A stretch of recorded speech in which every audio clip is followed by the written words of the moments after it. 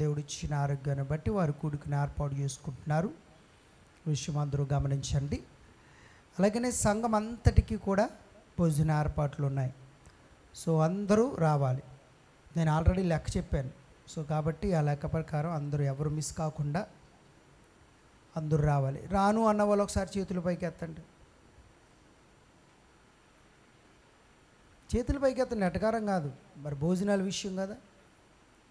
దివ్య, ధనలక్ష్మి గారు అండి, రారా. ఇంకెవరు? అమ్మోజీ గారు, రాఘు గారు రారా. తప్పదండి, మీకు తప్పదు, రాఘు గారు రావాల్సిందే. సో రైట్, అందరూ రండి. యూత్ వాళ్ళు, పిల్లలు అందరూ కూడా రావాలని ప్రభు పేట తెలియజేస్తున్నాను. రెండవ మీటింగ్ కూడా మనకు అదే రోజున అదే వారంలో, అనగా ఈ వారంలోనే మనకుంది. శనివారం పడాల నూకరత్నం గారింటి దగ్గర కూడా. నువ్వు శనివారం కూడా రాకు దివ్య, వస్తే ఊరుకోని. అది శనివారము పడాల నూకరత్నం గారింటి దగ్గర, అనగా ధనలక్ష్మి వాళ్ళు పెట్టుకుంటున్నారు. వాళ్ళదే కదండి, ఓకే, వాళ్ళదే వీళ్ళ దగ్గర పెట్టుకుంటున్నారు. సో కాబట్టి ఆ రోజు కూడా అందరూ కూడా రావాలని మనం చేస్తున్నాను. దయతో గమనించండి. మన ధ్యేయం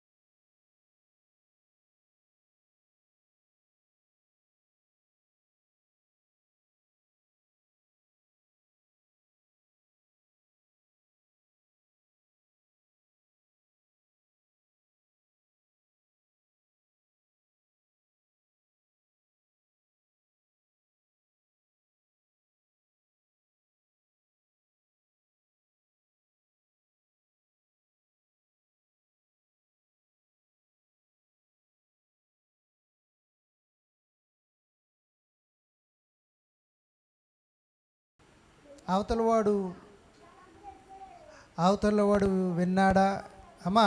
తర్వాత చెప్పు నాకు. ఏంటేంటి?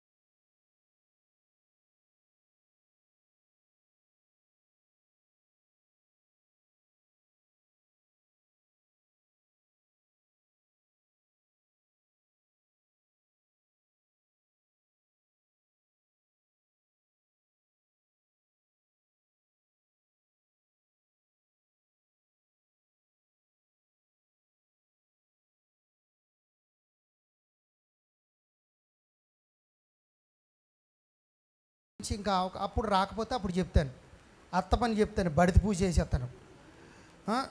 రైట్, దేనికి స్తోత్రం చెప్దాం. సో మంచిది చేసినటువంటి వారిని ప్రోత్సాహపరచండి. వద్దు మనం వివాదాలకి మనము అందుకు కాదు. మనము సాత్వికంగా దీర్ఘశాంతంగా ఉండాలి, అర్థం చేసుకునే మనసు ఉండాలి. వచ్చే నెల నుంచి తప్పేముంది అండి, వచ్చే నెల నుంచి చేయండి. దేవుడు మిమ్మల్ని దీవించును గాక. హల్లెలూయా. సో బురుపుడులో కూడా బుధవారం చేశారు ఆశీర్వాదకరంగా, అలాగనే ఇక్కడ కూడా చేశారు. ఈసారి మీకు కొన్ని మెలకువలు నేను ఖచ్చితంగా చెప్తాను. జరిగిపోయింది ఏదో జరిగిపోయింది, మెలకువలు మీకు చెప్తాను, ఎలా చేయాలో చెప్తాను, ఏం చెప్పాలో కూడా మీకు ఖచ్చితంగా నేను నేర్పిస్తాను ఒక రోజున. కాబట్టి ఆ విధంగా మీరు ఖచ్చితంగా చేద్దురు. కానీ ఇప్పుడు ఇక్కడ అతి పరిశుద్ధులు ఎవరు లేరు, బైబిల్ పట్టుకోవాల్సిన పని ఏమీ లేదు, కూడా బైబిల్ అవసరం లేదు అండి. చక్కగా మీ అన్నీ కూడా మరలా నెక్స్ట్ సువార్తకి మీరు వెళ్ళే ముందు నేను ఖచ్చితంగా చెప్తాను. ఆ విధంగా మీరు సువార్త చేద్దురు. కానీ దేవుడు మిమ్మల్ని దీవించును గాక. మరి అలాగని ఈరోజు యేసురత్నం ఆధ్వర్యంలో కాండ్రగల్లో కూడా చేశారు సువార్త. అక్కడ ఉన్న యవన బిడ్డలు ఈరోజు అక్కడ కూడా ప్రకటించారు. ఆమేన్. సో ఇది ఆరంభంతో ఆగిపోవడానికి వీల్లేదు. ఒక 2 hours అంతే, ఎక్కువ వద్దు అంటే ఒక్క 2 గంటలు అలా సువార్త చెప్పండి. ఎంతమందికి చెప్పామన్నది కాదు, కానీ మనము చక్కగా మంచి విధంగా సువార్త చెప్పామా లేదా అని. కాబట్టి ఇదేదో మురుక్కుబడికి చేసేది కాదు. నేను కరపత్రికలు ఇచ్చేసానో, బైబిల్ పని చేసానో, వచ్చేసానో, తిరిగేసానో అంత కాదు. మనము ఎక్కువ టైం స్పెండ్ చేస్తూ చక్కగా వారికి దేవుడి గురించి మనము చెప్పగలగాలి. అలాంటి కృప మనందరికీ దయచేయునుగాక. ఇది మన బాధ్యత. మంచిది, చాలా ఆలస్యం అవుతుంది కనుక దేవుని లేఖనాలు మనం ధ్యానించుకుందాం. అందరూ రెడీగా ఉన్నారా? అందరూ రెడీగా ఉన్నారా? హల్లెలూయా. దేవుని మాట ఎంతో శక్తివంతమైనది. నువ్వు విశ్వసించి దేవుని మాట వినగలిగితే నీ జీవితంలో అద్భుత కార్యము, ఆశ్చర్యకార్యము తప్పకుండా నువ్వు చూడగలుగుతావు. దేవుడు మాటలు విత్తబడుచుండగానే నీ జీవితంలో దేవుడు ఖచ్చితంగా అద్భుతం చేస్తాడు. స్వస్థత, విడుదల దేవుడు తప్పకుండా అనుగ్రహిస్తాడు. గట్టిగా దేవునికి స్తోత్రం చెప్తాం. హల్లెలూయా. ఇబ్బంది. సో దేవుడు మాటలు వినేటప్పుడు మనం శ్రద్ధగా విందాం. వినే చెవులు దేవుడు మనందరికీ దయచేయునుగాక. శ్రద్ధగా విందామా? Are you ready? గట్టిగా హల్లెలూయా. మనం ఏ సంఘం గురించి నేర్చుకుంటున్నాం? సార్దీస్. అందరూ చెప్పండి. ఎన్నవ సంఘము? 5వ సంఘం. మొదటి సంఘము ఎఫెసీ సంఘము, రెండవది స్ముర్న, మూడవది పెర్గమము, నాలుగవది తుయతైరా, 5వ సంఘము సార్దీసు. సార్దీసు అంటే అర్థం ఏంటి చెప్పాలి అందరూ కూడా? ఉజ్జీవం. ఏంటండి? ఉజ్జీవం. సార్దీసు అంటే ఉజ్జీవం. సో ఈ సంఘము గురించి మనము నేర్చుకుంటూ ఉన్నాం. ఈ సంఘములో కొన్ని భాగాలు, 6 భాగాలు. ఒకటి పరిచయం చెప్పండి. యేసు ప్రభు వారు గురించినటువంటి పరిచయం ఏంటి? 7 నక్షత్రములు కలిగిన వాడు, లేక దేవుని 7 ఆత్మలు కలిగిన వాడు. 7 ఆత్మలు అంటే 7 ఆత్మలు ఉన్నాయని కాదని, అవి దేవుని 7 కార్యములని. ఏంటవి? జ్ఞానమునిచ్చు ఆత్మ, వివేకమునిచ్చు ఆత్మ, ఆలోచన ఇచ్చు ఆత్మ, బలపరుచు ఆత్మ, తెలివినిచ్చు ఆత్మ, భయమునిచ్చు ఆత్మ, భక్తిని పుట్టించు ఆత్మ అని మనం నేర్చుకున్నాం. హల్లెలూయా. సో ఇది దేవుడి ఈ యొక్క సంఘ పరిచయము. తర్వాత సార్దిసు అనగా మీకు చెప్పాను, ఉజ్జీవము, రహస్యముగా పారిపోయినది, ఎర్రనిది, శాసనం అని కూడా అర్థం. ఈ సంఘమును గురించి పరిచయం కూడా చూసాం. ఇది ప్రస్తుతము సార్ట్ అనే పేరుతో పిలువబడుతుంది. ఏంటండి? సార్ట్ అనేటువంటి పేరుతో ప్రస్తుతము పిలువబడుతుంది. రెండవదిగా మనం చూస్తే ప్రశంస. ఈ సంఘాన్ని మెచ్చుకుంటున్నాడు. ఏంటి? వస్త్రములను అపవిత్రపరచుకొనని కొందరు సార్దీసులో ఉన్నారట. దేవుడు అంటున్నాడు, వస్త్రములను అపవిత్రపరచుకొనని కొందరు సార్దీసులో ఉన్నారు. ఇది ప్రశంస. సంఘం మీద దేవుడు మోపుతున్నటువంటి తప్పు, అసంపూర్ణమైనటువంటి క్రియలు ఉన్నాయి. ఏమున్నాయి? అసంపూర్ణం, సంపూర్ణము కాని క్రియలు ఈ సంఘములో ఉన్నాయి. అది తప్పు. పురుకొల్పుతున్నాడు. ఏమని? చావనై ఉన్న మిగిలిన వాటిని బలపరచుము, నీవెలాగో ఉపదేశము పొందుతావో, ఎలాగో వింటువో జ్ఞాపకం చేసుకుని దాన్ని గైకొనుచు మారు మనసు పొందుమని పురుకొల్పుతూ ఉన్నాడు. హెచ్చరిక చేస్తున్నాడు ఈ సంఘానికి. ఏంటి ఆ హెచ్చరిక అంటే, నీవు జాగరూకుడివై ఉండని ఎడల నేను దొంగవలే వచ్చేదను. నువ్వు జాగరూకుడివై ఉండాలంటున్నాడు. తర్వాతగా ప్రతిఫలము మనం చూస్తున్నాం. ఏంటండి? ప్రతిఫలము. సో ప్రతిఫలములో మనం చూస్తూ జీవ గ్రంథములో నుండి అతని పేరెంత మాత్రమును తుడిపి పెట్టక నా తండ్రి ఎదుటను ఆయన దూతల ఎదుటను అతని పేరును ఒప్పుకుందును అనేటువంటి మాటలు మనం చూస్తున్నాం. సో మనం ఆలస్యం చేయకుండా దేవుని లేఖనాలు చదువుకుందాం. ప్రకటన గ్రంథము 3వ అధ్యాయము 1వ వచనం నుంచి. అందరూ చెప్పండి నాతో. Are you ready? చప్పట్లు కొట్టండి ఒకసారి అందరూ. హల్లెలూయా. పరిశుద్ధాత్మదేవుడు మనకు సహాయం చేయునుగాక. పరిశుద్ధాత్మదేవుడు మనందరి హృదయాలను సిద్ధపరచునుగాక. పరిశుద్ధాత్మదేవుడే మనల్ని నడిపించునుగాక. పరిశుద్ధాత్మదేవుడే సర్వసత్యములోనికి మనల్ని నడిపించునుగాక. పరిశుద్ధాత్మదేవుడే మనకు బోధకుడయుండి నడిపించునుగాక. పరిశుద్ధాత్మదేవుడే మన హృదయములో మంట కలిగించునుగాక. ఆమేన్. సో అందరూ చెప్పండి. సార్దిస్సులో ఉన్న సంఘపు దూతకు ఇలాగు రాయము, 7 నక్షత్రములు దేవుని 7 ఆత్మలను గలవాడు చెప్పు సంగతులేవనగా, నీ క్రియలను నేనెరుగుదును. ఏమనగా, జీవించుచున్నావన్న పేరు మాత్రమున్నది కానీ నీవు మృతుడవే. నీ క్రియలు నా దేవుని ఎదుట సంపూర్ణమైనవిగా నాకు కనబడలేదు గనుక జాగరూకుడవై చావనై ఉన్న మిగిలిన వాటిని బలపరచుము. నీవెలాగూ ఉపదేశము పొందితివో, ఎలాగూ వింటివో జ్ఞాపకము చేసుకుని దానిని గైకొనుచు మారు మనసు పొందుము. నీవు జాగరూకుడవై యుంటని ఎడల నేను దొంగవలే వచ్చేదను. ఏ గడియను నీ మీదకి వచ్చేదనో నీకు తెలియదు. అయితే తమ వస్త్రములను అపవిత్రపరచుకొనని కొందరు సార్దీసులో నీ యొద్ద ఉన్నారు. వారు అర్హులు గనక తెల్లని వస్త్రములు ధరించుకొని నాతో కూడా సంచరించెదరు. జయించువాడు అలాగున తెల్లని వస్త్రములు ధరించుకొనును. జీవగ్రంథములో నుండి అతని పేరు ఎంత మాత్రమును తుడిపి పెట్టక నా తండ్రి ఎదుటను ఆయన దూతల ఎదుటను అతని పేరు ఒప్పుకొందును. సంగములతో ఆత్మ చెప్పుచున్న మాట చెవిగలవాడు వినుగాక. అది చేద్దాం. ఆమేన్. గట్టిగా ఆమేన్. పరిశుద్ధాత్మదేవుడు మనతో మాట్లాడునుగాక. మనము 4, 5, 6 వచనాల్లో 3వ వచనము వచ్చే వారం మనం నేర్చుకుంటున్నాం. అది రాకడ గురించింది కనుక చివరిలో మాట్లాడుకుందాం. ప్రాముఖ్యమైనటువంటి విషయము 4, 5, 6 వచనాల్లో ఉన్నటువంటి మాటలు. అంటే ఈరోజు మనము ప్రతిఫలము నేర్చుకుంటున్నాం. ఏంటి చెప్పండి? ప్రతిఫలము. 6 భాగాలు. 1 చెప్పాలి మరలా. 6 భాగాల్లో 1 ఏంటి?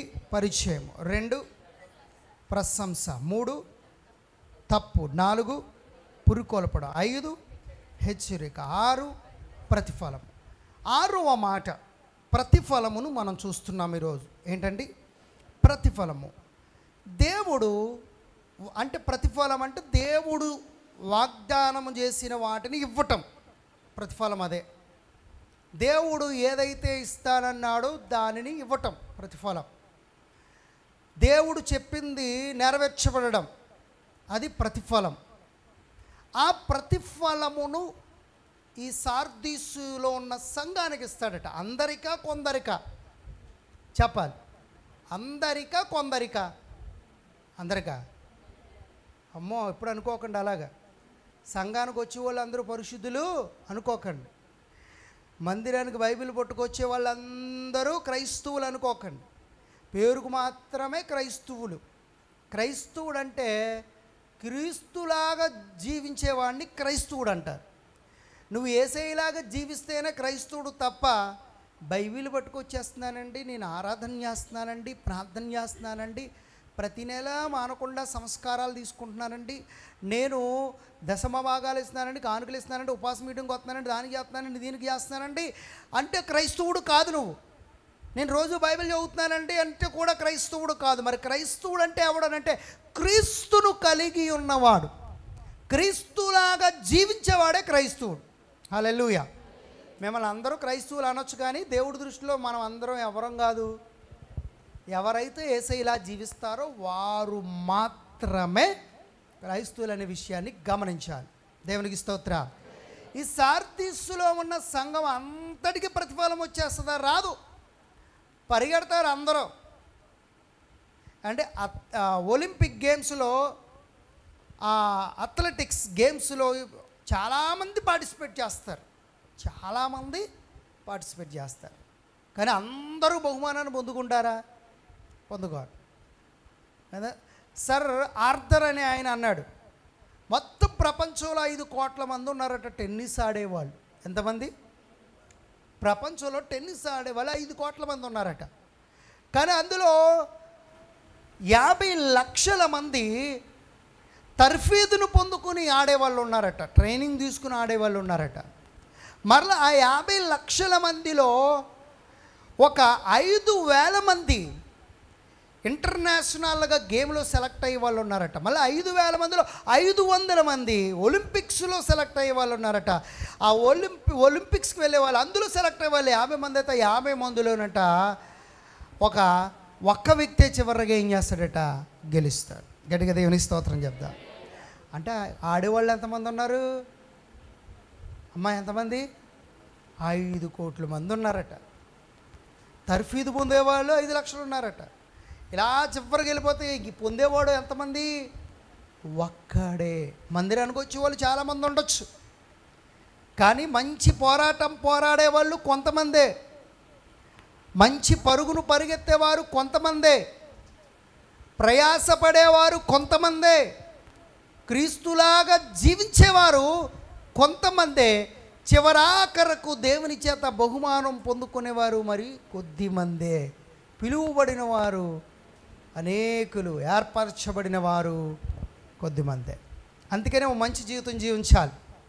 డియర్ క్రిస్టియన్స్, క్రైస్తవుడు క్రీస్తులాగా జీవించడం నేర్చుకోవాలి. క్రీస్తులాగా జీవిస్తేనే మనకు ఆశీర్వాదకరం. హల్లెలూయా. సో కాబట్టి మనం ఎలా ఉండాలి చెప్పండి? క్రీస్తులాగా ఉండాలి. కాబట్టి ఎంతోమంది ఉన్నారు ఈ సంఘములో, కానీ అందరికీ దేవుడు ప్రతిఫలము ఇవ్వడు. ఇందులో మనము ఫిల్టర్ చేస్తే 3 కనపడుతున్నారు. 3ని మనం తీసి బయటికి. 1 నీతిమంతుడు, 2వది పరిశుద్ధుడు, 3వది జయించినవాడు. చెప్పండి.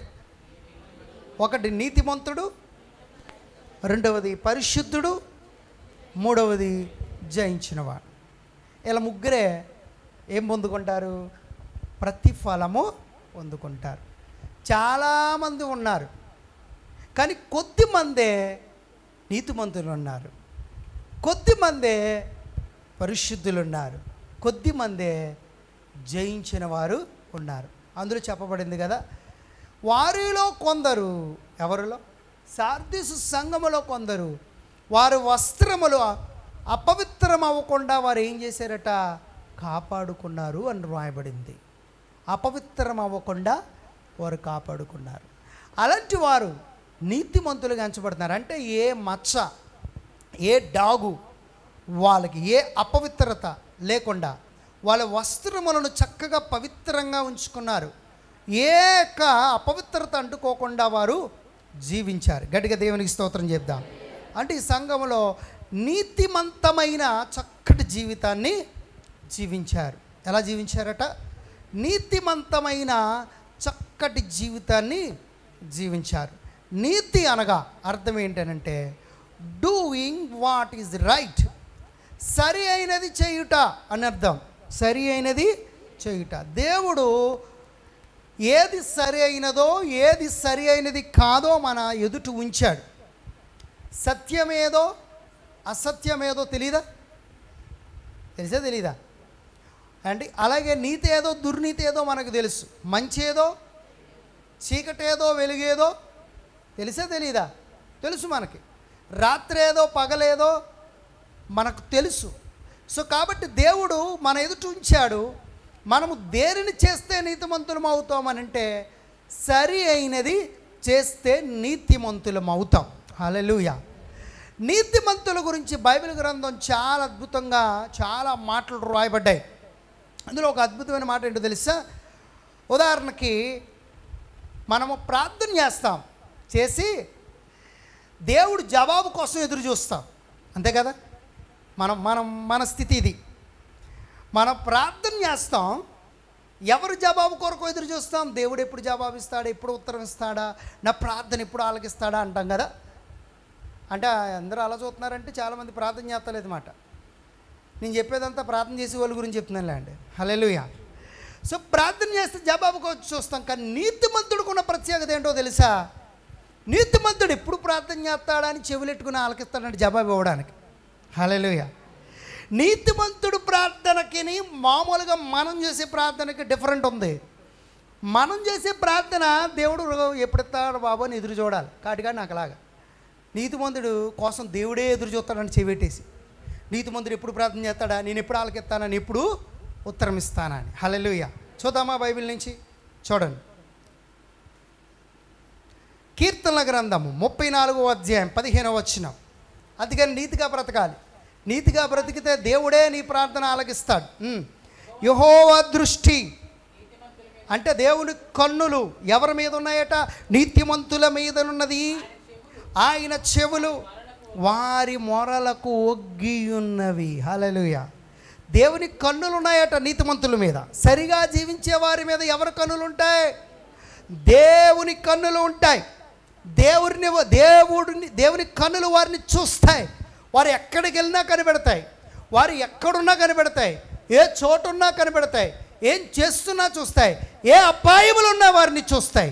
హాగరును చూసిన కన్నులు గలవాడాయన. హల్లెలూయా. ఎల్రోహి, ఆయన పేరేంటి? ఎల్రోహి అంటే చూచుచున్నవాడు. దేవునికే పేరు పెట్టింది హాగరు. ఏమన్నది? దేవుణ్ణి చూచుచున్నవాడు. ఎస్, మన దేవుడు చూచుచున్నవాడు. ఆమేన్. అయితే రెండోదిగా మనం చూస్తున్నాం, ఆయన చెవులు వారు పెట్టేటువంటి మొర్రకు ఉంటాయండి. ఆయన చెవులు ఒగ్గుతాయంట. చెవులు పెట్టేస్తాడండి. ఎవరు ప్రార్థన ఆలకించడానికి? నీతిమంతుని యొక్క ప్రార్థన ఆలకించడానికి చెవులు పెడతాడు. అంటే నీతిగా బ్రతికితే అంత గొప్ప ధన్యత ఉంది. నువ్వు ప్రార్థన చేయకుండానే ఆయన ఇంకెప్పుడు చేస్తాడా, ఎప్పుడు జవాబు ఇవ్వాలని కాసు కూర్చుంటాడంట దేవుడు. ఎంతకంటే ధన్యత ఉందా? నీతిగా జీవిస్తే అంత అంటే నీతిగా బ్రతికితే దేవుడి నుంచి ప్రతిఫలము వెంటనే వస్తుంది. అంతే కదా బైబిల్ అంటుంది, నీతిమంతుని తల మీదకి ఆశీర్వాదం వచ్చును. నీతిమంతుని తల మీదకి ఏమొస్తుందట? ఆశీర్వాదం. యథార్థవంతుల ప్రార్థన మనపూర్వకము గలదై బహుబలముగా ఉంటుందట. హల్లెలూయా. అంటే నీతిమంతుడి ప్రార్థన మామూలుగా ఉండదు, చాలా బహుబలముగా ఉంటుంది అంటున్నాడు. ఇంకా బైబిల్ అంటుంది, నీతిమంతుడు ఆశించినది దొరుకును. నీతిమంతుడు ఏది ఆశిస్తాడో, ఏది జరగాలనుకుంటాడో, ఏది కోరుకుంటాడో అది ఏం చేస్తుందట? జరిగిద్దట. ఆమేన్. గట్టిగా దేవునికి స్తోత్రం చెప్దాం. అంతేకాదు, నీతిమంతుడు సింహం వలె ధైర్యముగా ఉంటాడు. నీతిమంతుడు ఇంకా ఎలా ఉంటాడట? సింహం వలె ధైర్యంగా ఉంటాడు. నీతిమంతుడు భిక్షమెత్తుకోడు. నీతిమంతుడు పిల్లలు సంతానము విడువబడదు. నీతిమంతుల సంతానము విడువబడదు. నీతిమంతుడు అంటే ఖర్జూర చెట్టు వలె మువ్వు వేస్తాడు. ఖర్జూర చెట్టు వలె మువ్వు వేస్తాడు. అంతేకాదు, నీతిమంతుడు ఎప్పుడు కూడా చిగురాకు వలె వృద్ధి అవుతూ ఉంటాడు. ఇలా ఎన్నో మాటలు బైబిల్లో ఉన్నాయి. కొన్ని మాటలు మీకు చూపిస్తాను. యోబు గ్రంథము 36వ అధ్యాయం 7వ వచనం ఒకసారి చదవండి. దేవుడు నీతిమంతులకు ఏం చేస్తాడు? నీతిమంతులను ఆయన చూడకపోవడు, సింహాసనం మీద కూర్చుండు, రాజులతో ఆయన వారిని నిత్యమును కూర్చుండబెట్టును, వారు ఘనపరచబడుదురు. దేవునికి మహిమ కలుగునుగా. నీతిమంతులను దేవుడు చూడకపోడట, చూస్తాడట. హల్లెలూయా. నువ్వు నీతిగా బ్రతికితే, యథార్థంగా బ్రతికితే, సరి అయినది చేస్తే, అనగా దుష్టత్వమునకు దూరంగా ఉంటే, చెడుతనమునకు దూరంగా ఉంటే, ఇహలోక మాలిన్యం అంటుకోకుండా దూరంగా ఉంటే, అబద్ధములకు దూరంగా ఉంటే, చెడ్డ మాటలకు దూరంగా ఉంటే, దుర్మార్గతకు దూరంగా ఉంటే, దుష్టత్వమునకు నువ్వు దూరంగా ఉంటే, చెడుతనానికి నువ్వు దూరంగా ఉండి నీతిగా నువ్వు బ్రతికితే దేవుడు నిన్ను చూస్తాడట. హల్లెలూయా. అంతేకాదు ఏమని రాయబడింది అక్కడ మనం చూసినట్లయితే, సింహాసనం మీద కూర్చుండు రాజులతో ఆయన వారిని నిత్యమును కూర్చుండబెట్టును, వారు ఘనపరచబడుదురు. దేవుడు ఎక్కడ కూర్చుండబెడతాడట?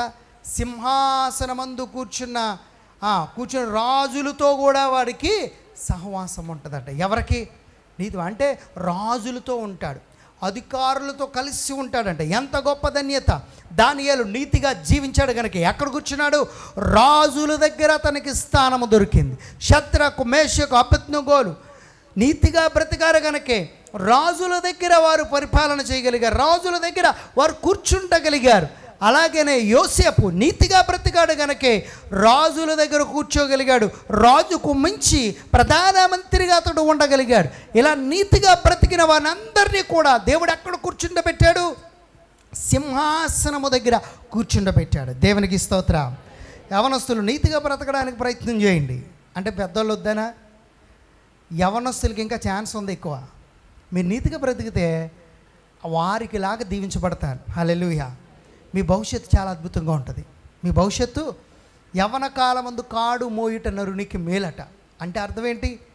ఇప్పుడు కానీ నువ్వు నీతిగా బ్రతికావంటే ఇహలోక మాలిన్యం అంటుకోకుండా, ఏ చెడుతనం అంటుకోకుండా, ఇంకా పచ్చిగా చెప్పాలంటే ఏ అమ్మాయి వెనకాల పడకుండా, ఏ అబ్బాయి వెనకాల పడకుండా, నీ పనేదో నువ్వు చూసుకుంటూ నీతిగా భక్తిగా బ్రతికితే, బైబిల్ చదువుకుని ధ్యానించుకుంటూ ప్రార్థన చేసుకుంటూ దేవుడి కొరకు నిలబడితే నా దేవుడు నిన్ను చూస్తాడు. ఎవరు నువ్వు అనుకోని విధంగా, మీ తల్లిదండ్రులు ఎక్స్పెక్ట్ చేయని విధంగా దేవుడు నేను రాజులతో కూర్చుండబెడతాడు. అంటే గొప్ప అధికారంతో నిన్ను నింపుతాడు దేవుడు. దేవునికి స్తోత్రం.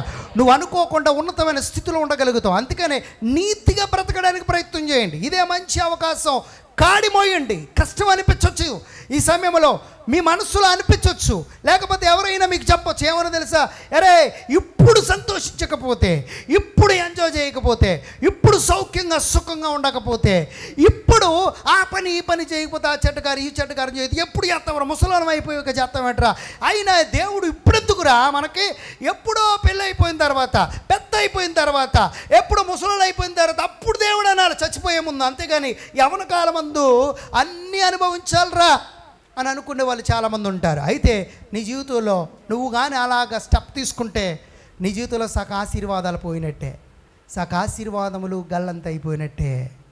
అందుకని యవ్వన దశలో ఎలా ఉండాలి? పవిత్రంగా ఉండాలి, పరిశుద్ధంగా ఉండాలి, నీతిగా బ్రతకాలి. హల్లెలూయా. నీతిగా ఉంటే ఏం చేస్తాడట? దేవుడు రాజులతో కూర్చోబెడతాడట. ఇంకా అంటున్నాడు చూడండి, కీర్తన గ్రంథం 37వ అధ్యాయము దావీదు చక్కటి మాట చెప్తున్నాడు. ఎంత అద్భుతమైన మాట! ఇందాక చెప్పినట్లుగా మంచి సాక్ష్యం ఇస్తున్నాడు. 37:25 అంటున్నాడు, నేను చిన్నవాడనై ఉంటిని. నేను చిన్నవాడనై ఉంటిని. ఎప్పటి నుంచి ఎప్పుడు దాకా చూస్తున్నాడట? చిన్నప్పటి నుంచి చూస్తున్నాడట. ఎవరు? దావీదు. అద్భుతమైన సాక్ష్యం చెప్తున్నాడు. ఎవరి గురించి చెప్తున్నాడు తెలుసా? అమ్మా, ఎవరి గురించి చెప్తున్నాడు? నీతిగా బ్రతికే వాళ్ళ గురించి చెప్తున్నాడు. పక్కన వాళ్ళకి షేకండి చెప్పండి. నీతిగా బ్రతికే వారి గురించి చెప్తున్నాడు. హల్లెలూయా. అందరి కోసం కాదు, నీతిగా బ్రతికే వారి గురించి అంటున్నాడు. ఏమంటున్నాడు? నేను చిన్నవాడనై ఉంటిని, ఇప్పుడు ఏమైపోయాను? ముసలివాడనైపోయి ఉన్నాను. అయినను చిన్నప్పటి నుంచి చూస్తున్నాను, ఇప్పుడు ముసలివాడని అయిపోయాను. కానీ నీతిమంతుడు విడువబడుట కానీ వారి సంతానము భిక్షమెత్తుట కానీ నేను చూచి ఉండలేదు. గట్టిగా చప్పలు కొట్టి దేవునికి స్తోత్రం చెప్దాం. నీతిమంతుడు సంతానం విడువబడదు. నీతిమంతుడి సంతానం భిక్షమెత్తుకోరు. వారు ఏం చేస్తారు? దాతృత్వం కలిగి ఉంటారు. వారు ఐశ్వర్యవంతులుగా ఉంటారు. వారు తలగా ఉంటారు కానీ తోకగా ఉండరు. దేవునికి స్తోత్రం. వారు పైవాడుగా ఉంటారు కానీ క్రిందవారుగా ఉండరు. వారు ఉన్నతమైన స్థితిలో ఉంటారు. వారు ఆశీర్వాదకరంగా ఉంటారు. నీతిమంతుడు భిక్షమెత్తుకోడు. తర్వాత వారి సంతానం ఎప్పుడు కూడా ఏం చేయబడదట? విడిచిపెట్టబడదు. అనాథులుగా ఉంటారు. ఎవరు చెప్తున్నారు ఈ సాక్ష్యము? దావీదు చెప్తున్నాడు. హల్లెలూయా. అంటే దేవుడు ప్రతిఫలం ఇస్తానంటున్నాడు ఈ సార్దీసు సంఘములో. ఇదే ఆయన అంటున్నాడు, ఇదిగో నీతిగా మీరు జీవిస్తున్నారు కానీ ఈ ప్రతిఫలాలన్నీ మీకు కలుగుతాయని దేవుడు వారితో చెప్తున్నాడు. ఇంకా అంటున్నాడు 92వ కీర్తన 12వ వచనం. 92వ కీర్తన 12వ వచనం. నీతిమంతులు ఎలా ఉంటారట? ఖర్జూర వృక్షము వలె మవ్వు వేయుదురు, లెబానోను మీద దేవదారు వృక్షము వలె వారు ఎదుగుదురు. హల్లెలూయా. నీతిమంతులు రెండు విధాలుగా రెండు చెట్లతో పోల్చబడ్డారు. ఎన్ని చెట్లు అమ్మ చెప్పండి? ఎన్ని చెట్లు అండి? రెండు చెట్లతో పోల్చబడ్డారు. ఒకటి ఖర్జూర వృక్షము, రెండు దేవదారు వృక్షము. చెప్పండి అందరూ కూడా. ఏ వృక్షము? ఖర్జూర వృక్షము. ఖర్జూర కాయలు తినారా? ఖర్జూరపు కాయలు తినారా? అయ్య బాబోయ్, తెలియదా? అంటే కుజ్జారం కాయలు అనాలేమో. అప్పుడు కానీ అర్థమవుతామో మీకు. తప్పు, అలా అనకూడదు. ఏంటి చెప్పండి? అది కరెక్ట్ కాదు. కుజ్జారం కాదు, ఖర్జూరం. అందరూ చెప్పండి, ఖర్జూరం. అది చాలామంది కొజ్జారంకాయ అంటారు. అదేటో మరి నాకు అర్థం కాదు. ఖర్జూరపు కాయ, డేట్స్ అంటారు. వీటిని ఏమంటారు? డేట్స్ అంటారు. ఈ యొక్క ఖర్జూరపు చెట్టుకు ఉన్నటువంటి ఒక ప్రత్యేకత ఏంటో తెలుసా? ఎంత ఎడారిలోనైనా ఇది కాపు కాయడం మాంతం. ఇది దీని ప్రత్యేకత. ఎక్కడెక్కడ ఎడారిలో కాపు కాయడము మానదు. దాని ప్రత్యేకత ఏంటి? ఎడారి అంటే కొంతమందికి అర్థం కాదు. డిజర్ట్ అంటారు. డిజర్ట్ అంటే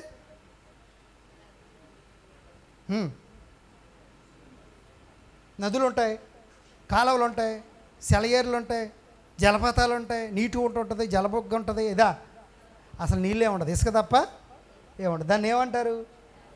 ఎడారి అంటారు. అంటే ఇసుక ఉంటుంది. ఇసుక ప్రాంతంలో ఉండాలంటే ఇలాంటి టైంలో వెళ్ళాలి. ఇసుకలో వేరుశనగ పిక్కలు ఏగిపోయినట్టు ఏగిపోతాం. అవునా? ఇసుక ఎందుకు వాడతారు?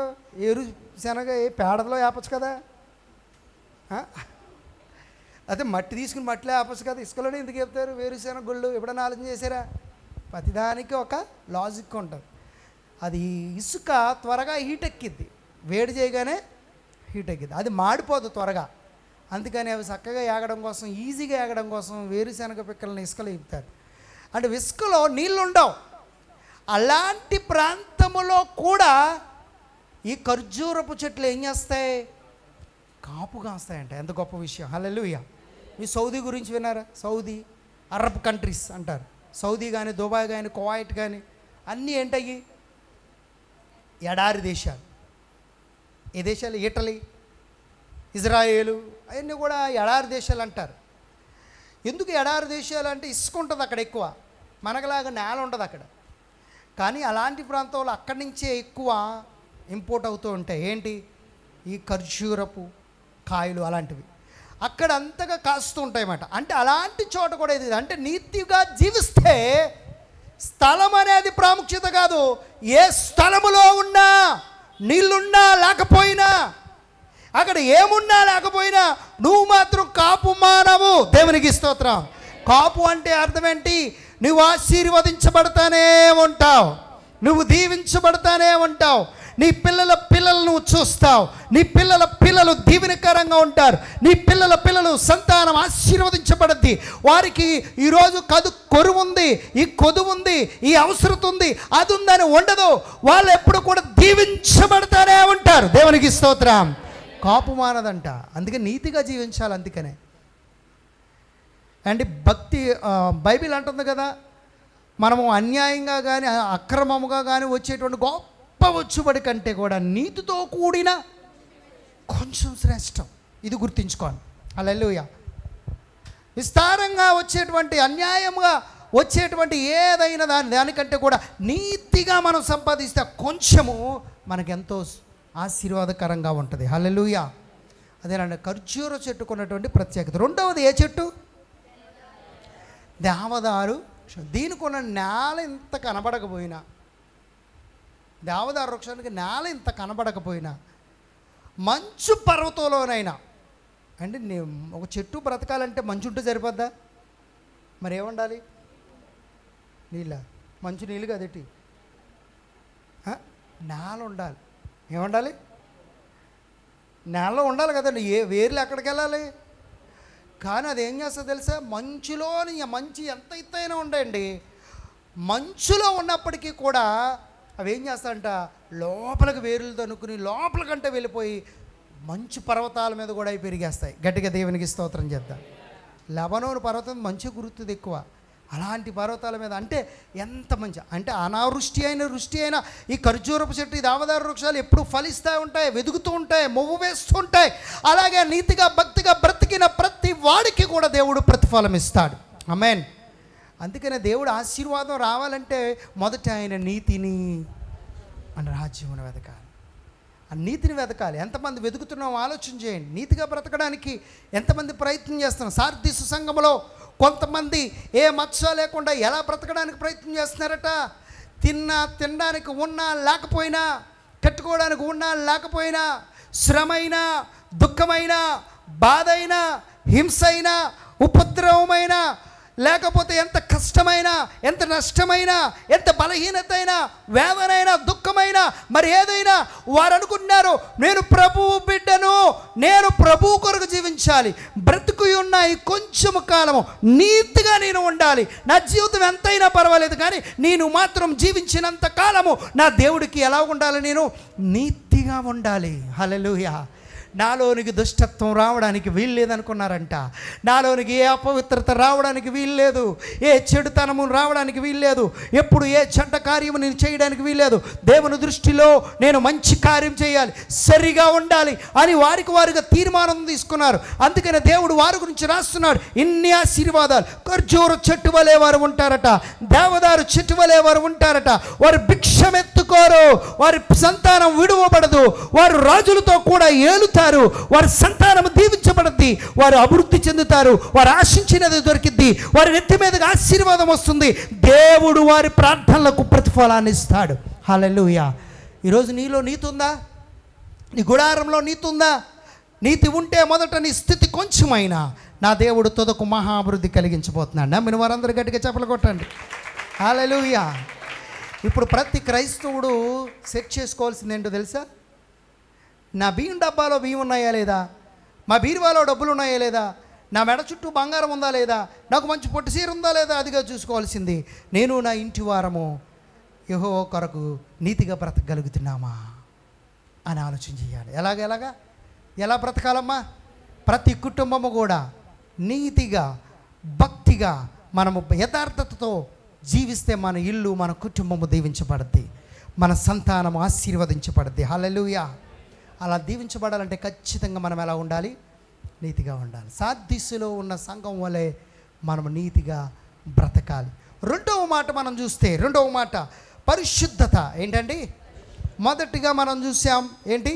నీతిమంతులకు ప్రభువు ఇచ్చే వాగ్దానములు అని రాసుకోండి. నీతిమంతులకు ప్రభువు ఇచ్చే వాగ్దానాలు మనం నేర్చుకున్నాం.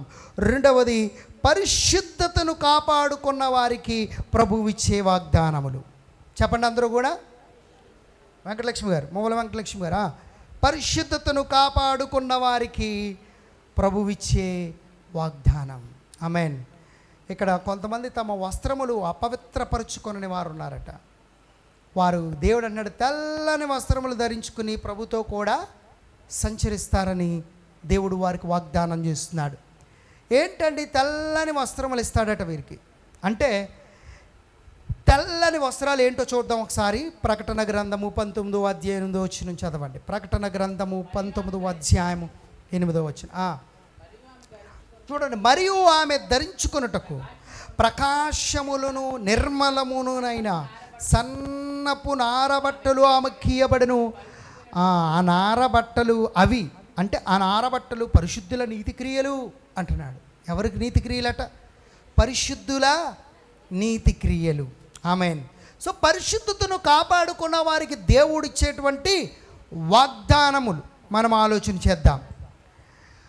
3వ అధ్యాయం ప్రకటన గ్రంథం 4 మనము ఒకసారి చదువుకుంటే చదవండి. 3వ అధ్యాయం 4.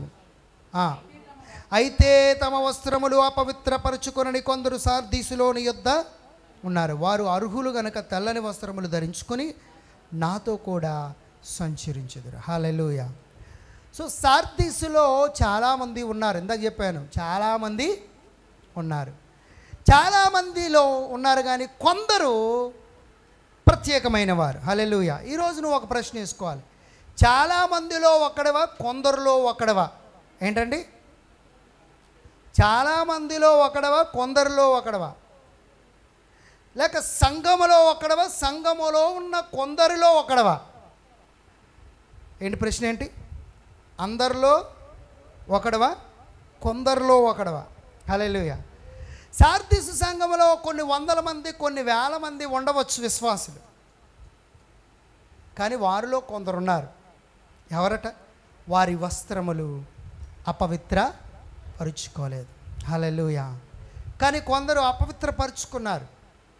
కొందరు క్రీస్తు రాకడ కొరకు జాగరూకులై లేరు, నిద్రమత్తులో ఉన్నారు, మెలకువగా లేరు, నిద్రిస్తూ ఉన్నారు, అపవిత్రమైన కార్యాలు చేస్తున్నారు.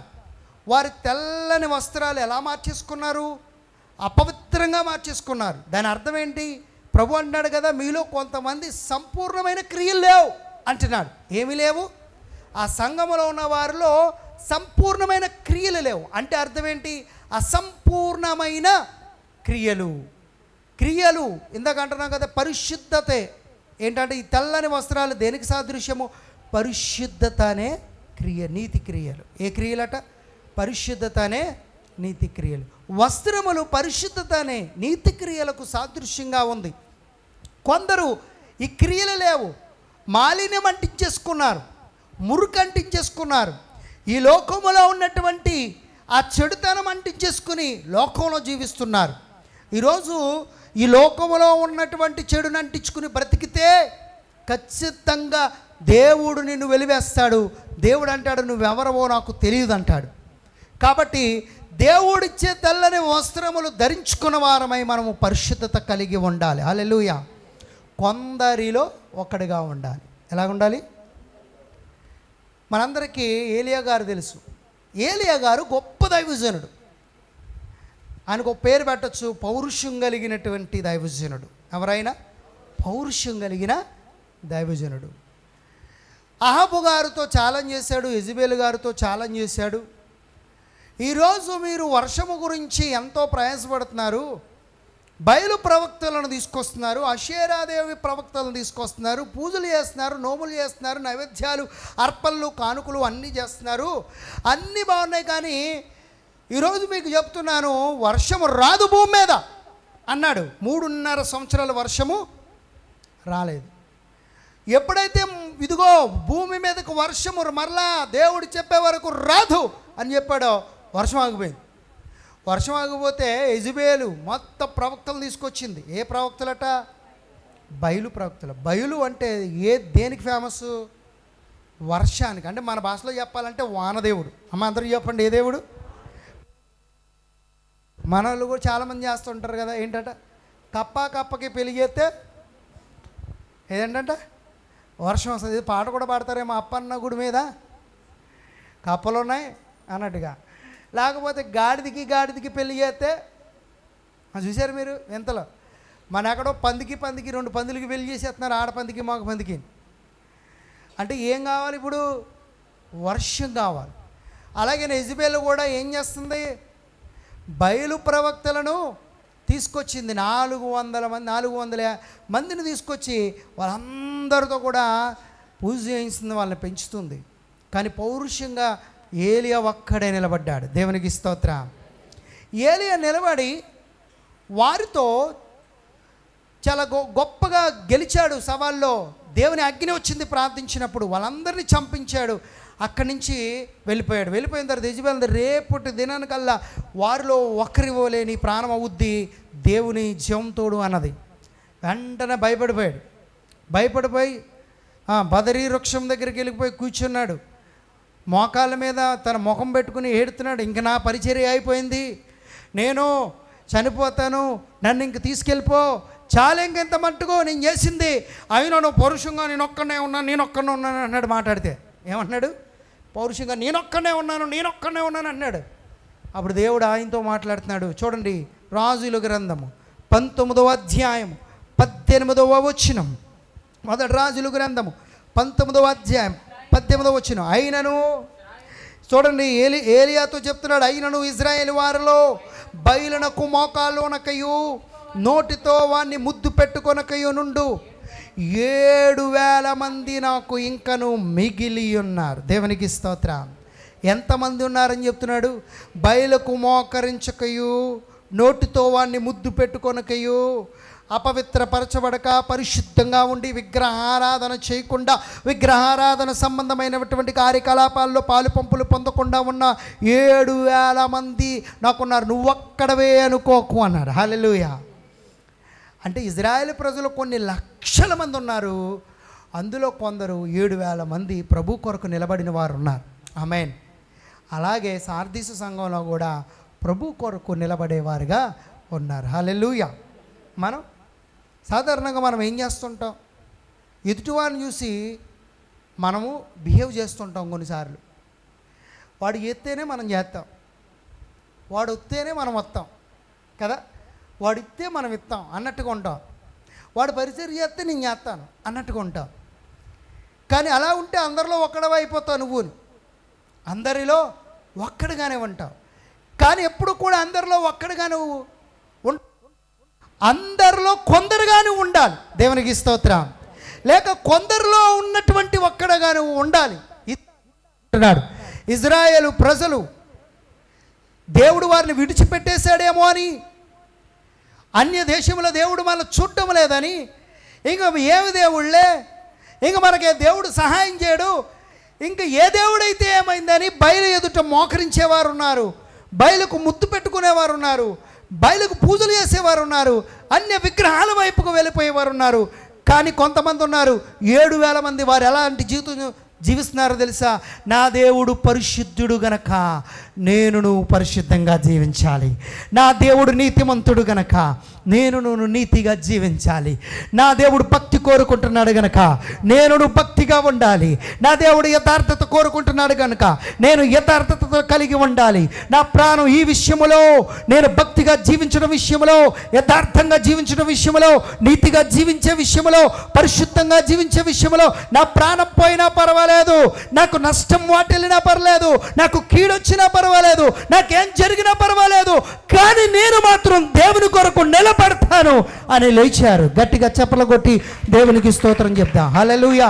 క్రైస్తవుడు అలా జీవించగలుగుతున్నామా? గుంపులో గోయిందిలాగా ఉన్నామా? అందరూ ఏం చేస్తే నక్కంట పులుని చూసి ఏం చేసింది?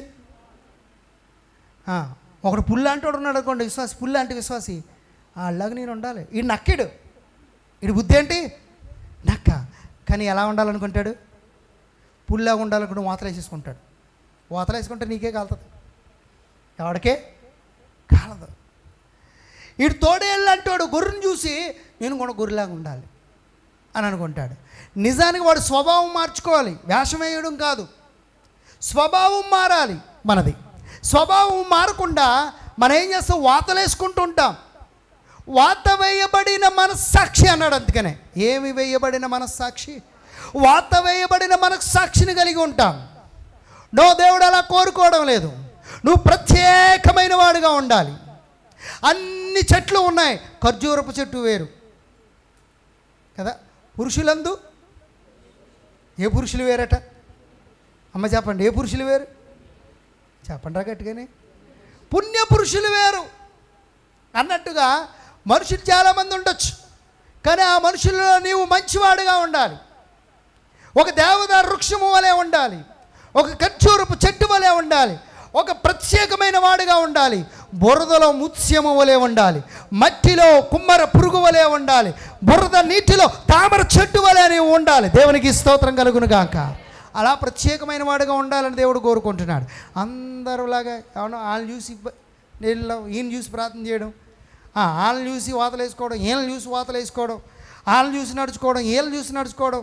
No no no no no అలా కాదు. నువ్వు ఏ మనిషిని వైపు చూడకూడదు. ప్రభు వాక్యము చాలా స్పష్టంగా చెప్తుంది, విశ్వాసులకు కర్తయు దాన్ని కొనసాగించేవాడైన మనుషుల వైపు చూచుచు మీ ఎదుట ఉంచబడిన పందెములో ఓపిక కలిగి పరిగెత్తనని ఉందా? మరి ఎవరి వైపు చూడాలి? అమ్మ, ఎవరి వైపు చూడాలి? మనం చూడవలసింది మనుషులు. ఏ మనిషిని చూడొద్దు. నువ్వు యూనిక్ దేవుని దృష్టిలో. ఆమేన్. నువ్వెవరవే? ఖర్జూరపు చెట్టు ఖర్జూరపు చెట్టే, దేవదారు చెట్టు దేవదారు చెట్టే, జల్దర్ వృక్షము జల్దర్ వృక్షమే. దేవునికి స్తోత్రం. ఆ చెట్టు వేరు, ఈ చెట్టు వేరు, దాని ఫలములు వేరు, దీని ఫలములు వేరు. గన్నేరు చెట్టు యాపిల్ కాయలు కాయాలంటే కాయదు. గన్నేరు చెట్టు యాపిల్ కాయలు కాయాలంటే కాయదు. దేవునికి స్తోత్రం. కన్నేరు చెట్టు కన్నేరుకాయలే కాస్తుంది. మన దైవజనులు చెప్పారు అండి, Apple tree is not a Apple tree because it gives the fruits, but Apple tree is a Apple tree because it gives the fruit. దేవునికి స్తోత్రం. ఒక యాపిల్ చెట్టు ఉంది కదా, యాపిల్ చెట్టు కాబట్టి యాపిల్ చెట్టు ఫలాలు ఇస్తుంది కాబట్టి అది యాపిల్ చెట్టు కాదు. మరి ఇప్పుడు అది చెట్టు అంటే అది యాపిల్ చెట్టు కాబట్టి ఫలాలు ఇస్తుంది, అప్పుడు అది యాపిల్ చెట్టు. దేవునికి స్తోత్రం. ఏంటి, కొబ్బరి చెట్టు ఉందండి, కొబ్బరి చెట్టు కొబ్బరికాయలు కాస్తుంది కాబట్టి అది కొబ్బరి చెట్టా? కొబ్బరికాయలు కాస్తుంది కాబట్టి అది కొబ్బరి చెట్టు, లేకపోతే కొబ్బరి చెట్టు కాబట్టి కొబ్బరికాయలు కాస్తుందా? అది మరి కాయపోతే ఏంటి పరిస్థితి? కాయపోతే అది కొబ్బరి చెట్టు కదా, కాసినా కాయపోయినా అది ఏ చెట్టు? అది అంటే ఫలాలను చూసి చెట్టుని అంచనా వేయడం కాదు, చెట్టుని చూసే ఫలం వస్తుంది. దేవునికి స్తోత్రం. అలాగే నువ్వు కూడా యూనిక్. నువ్వేమో గన్నేరు చెట్టువా, జలదరకాలు కాయాలి, జలదర ఫలాలు కాయాలంటే అక్కడికి వస్తావు. గన్నేరు చెట్టులో ఉన్నటువంటి ఆ తత్వాన్ని పోగొట్టేసుకోవాలి. హల్లెలూయా. క్రీస్తులో పచ్చని ఒలీవ మొక్క వలె నువ్వు నాటబడాలి. హల్లెలూయా. మనందరూ యూనిక్. దేవుడు ఎవరిని అందరినీ ఒకలాగా చేయలేదు. చేశాడా దేవుడు? మనందరిని ఒకలాగే చేశాడా? నా మొక్కలు మీ మొక్కలు ఒకటేనా? చెప్పండి. నా ముక్కు మీ ముక్కు ఒకటేనా? నా చెవులు మీ చెవులు ఒకటేనా? నా కళ్ళు మీ కళ్ళు ఒకటేనా? కాదు. నా యొక్క వేలుముద్ర మీ వేలుముద్ర ఒకటైతే ఎన్ని ఫ్రాడ్ చేసేయచ్చో కదండి. అసలు అవుద్దా? రేషన్ కార్డుకి వెళ్ళిన తర్వాత మన ఫింగరే పడతలేదు, ఇంకొకరిది ఏం పడితే మన దానికి ఇలా తోంకుని నేను చూస్తూ ఉంటాను. నాకు ఎప్పుడు అలా అవ్వలేదు, కానీ చాలామంది ఉంటారు తెగ తోమేస్తారు, అక్కడ పెట్టేసి ఇలాగ గోడకు తోమేసి అరగేసి అప్పుడు వేస్తే కానీ పడతలేదు. ఎంత ఇబ్బంది అయిపోతుంది కదా. అంటే నీలాంటి తంబు ప్రపంచంలో ఎవరికి లేదు. అంటే దేవుడు నిన్ను ఎలా చేశాడు? అందరిలో ఒకలాగా చేశాడు, నిన్ను ప్రత్యేకంగా చేశాడా? మరి అందరిలో ఒకలాగా నేను చేయకుండా ప్రత్యేకంగా చేసినప్పుడు నువ్వు ఎలాగుండాలి? అందరిలో ఒకలాగా జీవించాలా? ప్రత్యేకంగా జీవించాలి. హల్లెలూయా. అందరిలో కొందరు వలె నువ్వు ఉండాలి. సార్దీసులు అలా ఉన్నారు. వారి యొక్క వస్త్రములు మైలు పడకుండా, వారి వస్త్రములు మురికి కాకుండా, వారి వస్త్రములు ఎలా ఉన్నారు? తెల్లని వస్త్రముల వలె ఉంచుకున్నారట. హల్లెలూయా. చూడండి, యెషయా ప్రవక్త అంటున్నాడు, వాపోతున్నాడు. యెషయా గ్రంథము 1వ అధ్యాయము 9వ వచనం అంటున్నాడు. ఒకసారి చదవండి. సైన్యములకు అధిపతి యెహోవా బహు కొద్దిపాటి శేషము మనకు నిలుపని ఎడల మనము సొదొమ వలె నుందుము, గొమొరాతో సమానముగా ఉందుము. హల్లెలూయా. ఉన్నటువంటి ఆ శేషము కూడా మన వలన, మన గొప్పతనం వలన కాదట. మరిది ఎవరి వలనంట? దేవుడు కృప వలన కొద్ది శేషమైనా ఉంచుతున్నాడు. లేదంటే మనము కూడా ఎలా మారిపోదుము? సొదొమ గొమొరా వలె మారిపోదుమంటున్నాడు. అంటే దేవుని కృప మనల్ని కాస్తుంది. హల్లెలూయా. ఈ లోకంలో చాలామంది ఉన్నారు, కానీ మనము కొద్దిమందిగా ఉన్నాం. కానీ మనల్ని దేవుడు సొదొమ గొమొరాలో నాశనం అయిపోయిన వారిలాగా ఉంచకుండా మనము తప్పించబడే గుంపులో దేవుడు మనల్ని ఉంచాడు. దేవునికి స్తోత్రం. ఇంకా అంటాడు యెషయా గ్రంథం 64వ అధ్యాయము 6వ వచనంలో అంటాడు, ప్రియ దేవుని పిల్లలారా, చదవండి. యెహోవా ఇలాగూ సెలవిచ్చుచున్నాడు, మేమందరము అపవిత్రుల వంటి వారమైతిమి, మన నీతి క్రియలన్నీ మురికి గుడ్డ వలె నాయను అంటున్నాడు. ఏమంటున్నాడు? మా అందరం అపవిత్రుల వంటి వారమై మా నీతి క్రియలన్నీ మురికి గుడ్డ. మన గుడ్డలు అలాంటి అట అంటే మన క్రియలు అలాంటి అట అంటే మన పరిశుద్ధత మురికి గుడ్డలు. ఏ గుడ్డలు అమ్మ చెప్పండి? మురికి గుడ్డలు. మీరు ఎప్పుడైనా మీ పిల్లలు ఆడి ఆడి ఆడి చెమటొచ్చి కంపు కొట్టే బట్టలు తెచ్చి అక్కడ పెట్టినప్పుడు శుభ్రంగా మడతేటి బీరువాలో పెడతారా? నువ్వు ఎప్పుడైనా ఇటా ఎవరైనా పెడతారా? పెట్టరు. ఎందుకు? పెడితే వాళ్ళ అమ్మ వచ్చి అడిగి ఈపు వాయి కొట్టేద్ది. గాడిద బుద్ధి లేదడరా నీకు? చెమట అంతా పట్టేసి మురికైపోయిన బట్టలు తెచ్చి కొత్త బట్టలు బీరువాలో పెడతావా అంటే ఈడంటాడు, అమ్మాయి ఏమైంది మురికే కదా అంటాడా? అలా పెట్టుకో. ఎందుకు? మలినమైనటువంటి వస్త్రాలు, మైలు పడిన వస్త్రాలు, లేక మురికి అంటిన వస్త్రాలు మనకు తెలుసు. వాటి స్థానం వాటికి ఉంటుంది, అక్కడ పెట్టి ఉంటుంది. అందులో ఏం చేస్తాం, ఆ బాక్స్లో ఆ బిన్లో ఆ బట్టలు తీసుకెళ్ళి వేస్తాం. అవి ఉతకవలసినప్పుడు తీసుకెళ్ళి ఉతుకుతూ ఉంటారు. దేవునికి స్తోత్ర. ఈరోజు మన పరిశుద్ధత అలాంటిదంట, మన పరిశుద్ధత అలాంటిది. అయితే ఒక వాషింగ్ మెషిన్ ఉంది. ఆ వాషింగ్ మెషిన్ ఎవరో తెలుసా? యేసు క్రీస్తు వారు. ఆయన రక్తంలో కడగబడితే మన ప్రతి పాపము కడగబడి ఎలా మార్చబడతామో తెలుసా? పవిత్రంగా మార్చబడతాం. దేవునికి స్తోత్రం కలుగును గాక. అందుకని చెప్తున్నాడు. చూడండి, ఒక మాట చదవండి, మరొక మాట. ప్రకటన గ్రంథము 19వ అధ్యాయము 8వ వచనం చదవండి. ప్రకటన గ్రంథం 19. ధరించుకొనుటకు. చూడండి, ఏ వస్త్రాలట? ప్రకాశమును నిర్మలమునైన సన్నని నారబట్టలు ఆమెకి ఇవ్వడును. అది పరిశుద్ధుల నీతి క్రియలు అని అంటున్నాడు. దేవునికి స్తోత్రం. సో సన్నని తెల్లని నారబట్టలు దేవుడు ఇస్తాడు. ఇంకా ఆ వస్త్రాలను ఎలా తెలుపు చేసుకోవాలో చెప్తున్నాడు. ప్రకటన గ్రంథం 7వ అధ్యాయం 14 వచనం. గొర్రెపిల్ల రక్తములో 7:14. చాలు, ఒక్క మాట చదవండి చాలు. గొర్రెపిల్ల రక్తములో తమ వస్త్రములను ఉదుకుకొని వాటిని తెలుపు తీసుకుని వారు ధన్యులు. ఎవరు ధన్యులట? నిజమే, మన క్రియలు ఎలాంటివి? మురుకు గుడ్డల వంటివి. మన నీతి ఎలాంటిది? మురుకు గుడ్డల వంటిది. మురుకు గుడ్డలను ఉతుక్కున్నట్లుగా ఎవరైతే యేసు రక్తము దగ్గరకు వస్తారో, యేసు రక్తము నన్ను పవిత్రులుగా చేస్తుందని నమ్ముతారో వారందరూ కూడా ఎవరట? ధన్యులట. గొర్రెపిల్ల రక్తములో తమ వస్త్రములను తెలుపు చేసుకుని వారు ధన్యులు. ఇక ప్రకటన గ్రంథం 3వ అధ్యాయం 5వ వచనం అంటాడు, వారి పేర్లు జీవ గ్రంథములో రాయబడతాయి. వారి పేర్లు జీవ గ్రంథంలో రాయబడతాయి. ప్రకటన గ్రంథం 4వ అధ్యాయం 4వ వచనంలో అంటాడు, వారు పరిశుద్ధంగా ఉండేవారు సువర్ణ కిరీటమును వారికి ధరింపజేస్తాడట. ఏ కిరీటము? సువర్ణ కిరీటము. ప్రకటన గ్రంథం 7వ అధ్యాయం 9వ వచనంలో అంటాడు, అక్కడ వారు ఖర్జూరపు మట్టలు చేతపట్టుకుని సింహాసనం ఎదుట గొర్రెపిల్ల ఎదుట నిలవబడతారు. హల్లెలూయా. ఇదండి, పరిశుద్ధంగా జీవిస్తే ఏమవుద్ది అనంటే, నీ వస్త్రములు గొర్రెపిల్ల రక్తములు తెలుపు చేయబడతాయి. నీకు దేవుడు జీవ కిరీటం ఇస్తాడు. అంతేకాదు, నువ్వు ఖర్జూర మట్టలు పట్టుకుని దేవుని సింహాసనం దగ్గర నిలబడే కృప నీకు ఉంటుంది. హల్లెలూయా. పరిశుద్ధత లేకుండా దేవుణ్ణి ఎవడు చూడలేడు. పరిశుద్ధత లేకుండా దేవుడి దగ్గరికి ఎవడు వెళ్ళలేడు. పరిశుద్ధత లేకుండా దేవుణ్ణి చేరుకోలేడు. కాబట్టి మనలో ఏం కోరుకుంటున్నాడు దేవుడు? పరిశుద్ధత కోరుకుంటున్నాడు. ఆ పరిశుద్ధత అనుగ్రహించేది యేసు రక్తము మాత్రమే. హల్లెలూయా. అందుకని అనుక్షణము మనం ఎలా ఉండడానికి ప్రయత్నం చేయాలి? పరిశుద్ధంగా జీవించాలి. అపవిత్రమైన ముసలమ్మ ముచ్చట్లు పక్కన పెట్టాలి.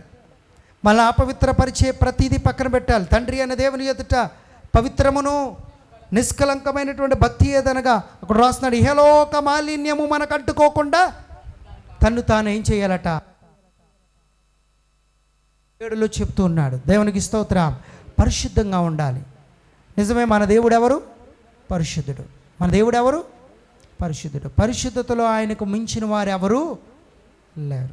ఆయన పరిశుద్ధతలో రాస్తున్నాడు భక్తుడు, పవిత్రుడు, నిర్దోషి, నిష్కల్మషుడు, పాపుల్లో చేరక ప్రత్యేకంగా ఉన్నవాడు, ఆకాశ మండలముల కంటే మిక్కిలి హెచ్చైనవాడు, ఇట్టి ప్రధాన యాజకుడు మనకు సరిపోయినవాడు. హల్లెలూయా. గుడ్డివాడు మరో గుడ్డివాడికి ఏం చూపించలేడు?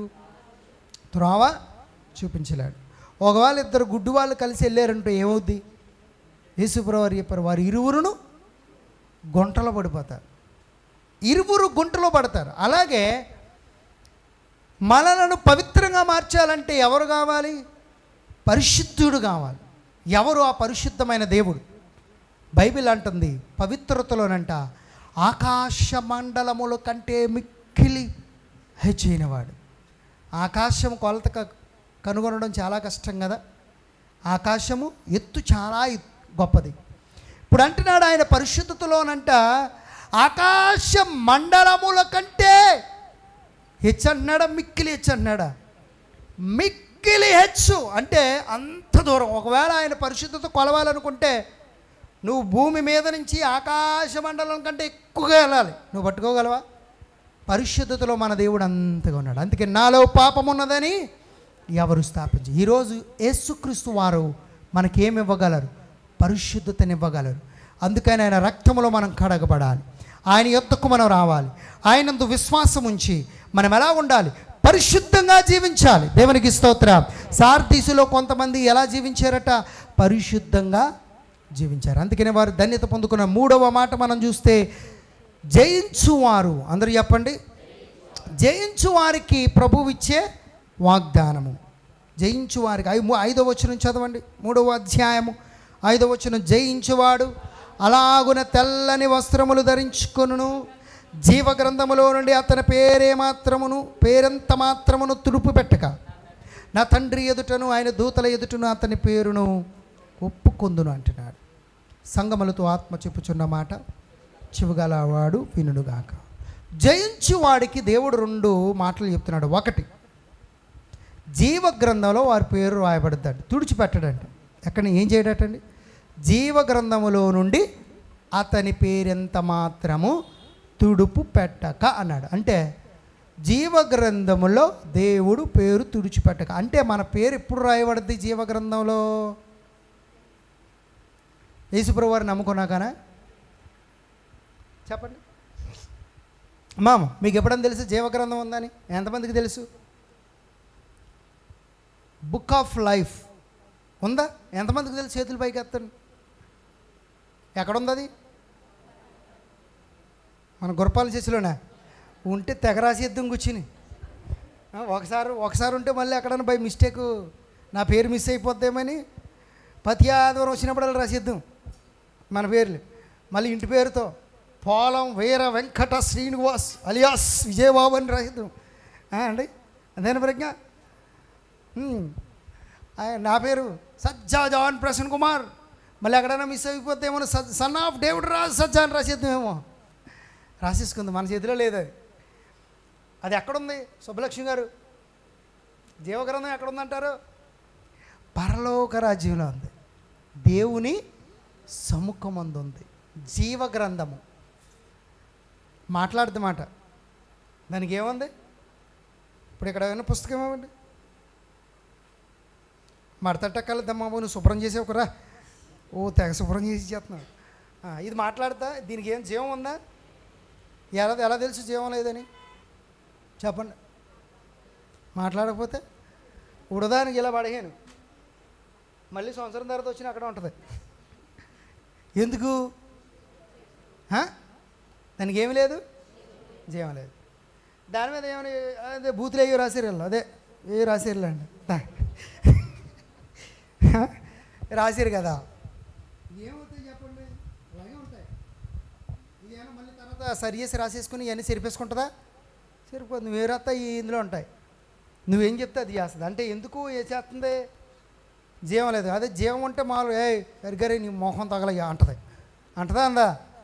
ఏంటి అదే రాయడం ఏంటి? వంకటంకర సరిగ్గా లలిత అంటదా? ఇది మాట్లాడదు కాబట్టి రాసేసిన ఏం మాట్లాడు, దీనికి ఏమి లేదు. కానీ పరలోకంలో ఉన్న గ్రంథానికి ఏం పేరు చెప్పండి? జీవగ్రంథము. హల్లెలూయా.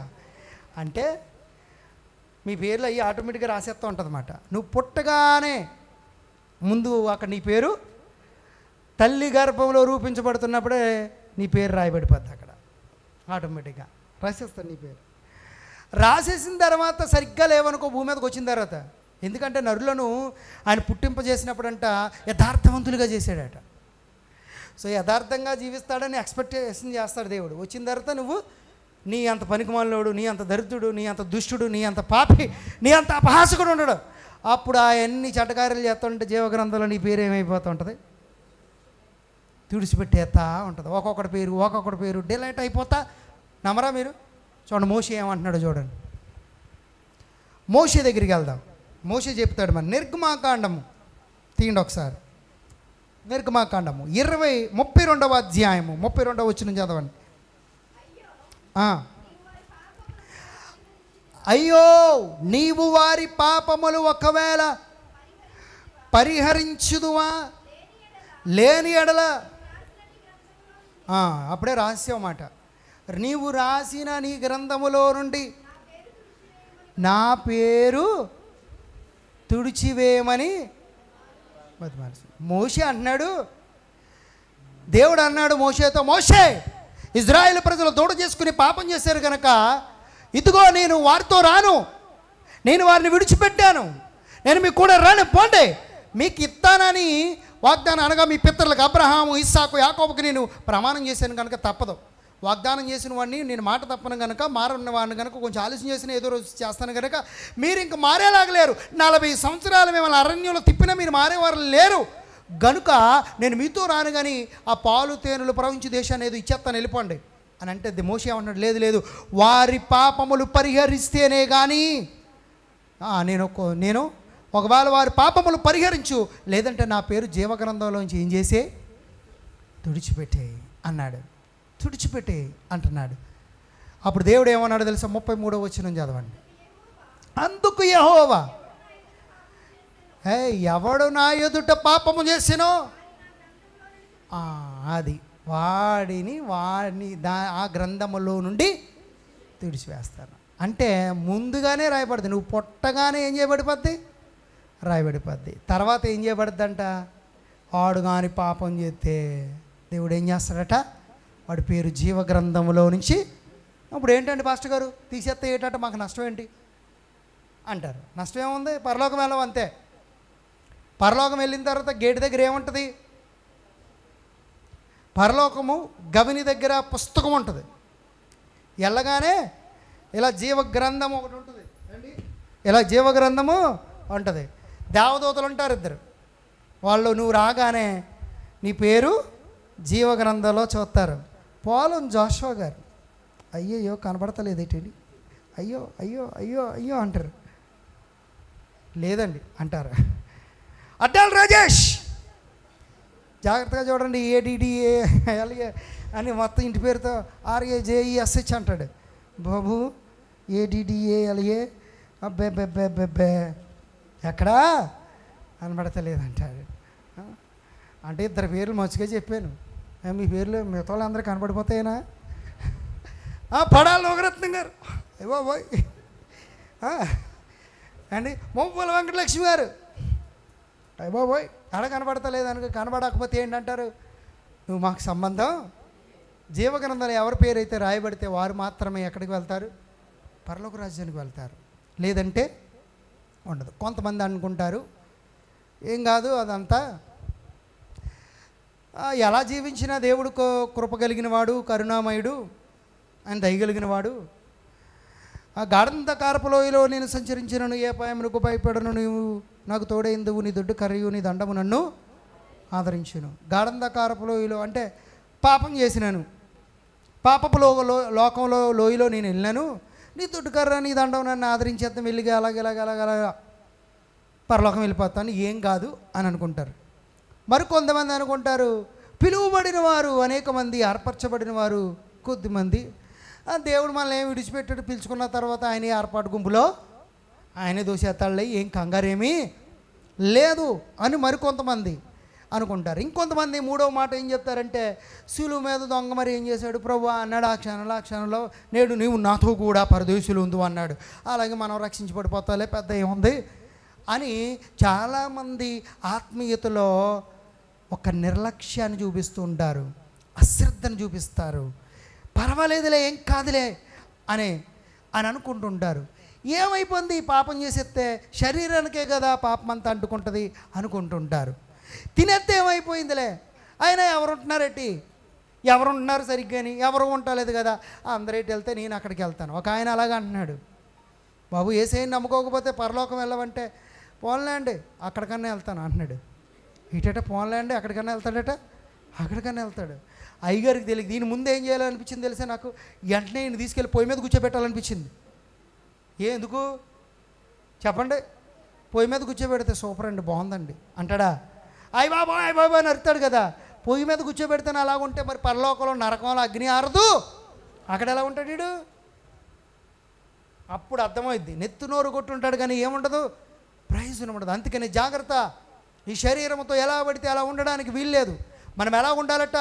లోకమును జయించిన వారుగా ఉండాలట, పాపమును జయించిన వారుగా ఉండాలి, పాతాళమును జయించిన వారుగా ఉండాలి, రెండవ మరణము అనగా నరకమును జయించిన వారుగా ఉండాలి, అపవాది వాడు అనుసరులను జయించిన వారుగా ఉండాలి, దుష్ట శక్తులను జయించిన వారుగా ఉండాలి, శరీరాశ నేత్రాశ జీవపు డబ్బాన్ని జయించిన వారముగా ఉండాలి, ఏలోక మాలిన్యం అంతటినీ కూడా జయించిన వారుగా మనం ఉండాలి. దేవునికి స్తోత్రం. అలా కోరుకున్నాడు. జయించిన వారుగా ఉంటే నీ పేరు ఎక్కడ ఉంటుంది? జీవ గ్రంథంలో. హల్లెలూయా. అలా మీ పేరు రాయబడాలంటే ఒక మంచి పని చేయండి. అపోస్తలుడైన పౌలు తిమోతికి రాస్తున్నాడు. ఆ పని చేస్తారా మీరు? మీకు చెప్తాను, చేయండి. మీ పేరు జీవ గ్రంథంలో రాయబడాలంటే ఎంతమంది రెడీ అయిపోయారో. చూడండి ఒకసారి ఫిలిప్పీలకు 4వ అధ్యాయం 3వ వచనం.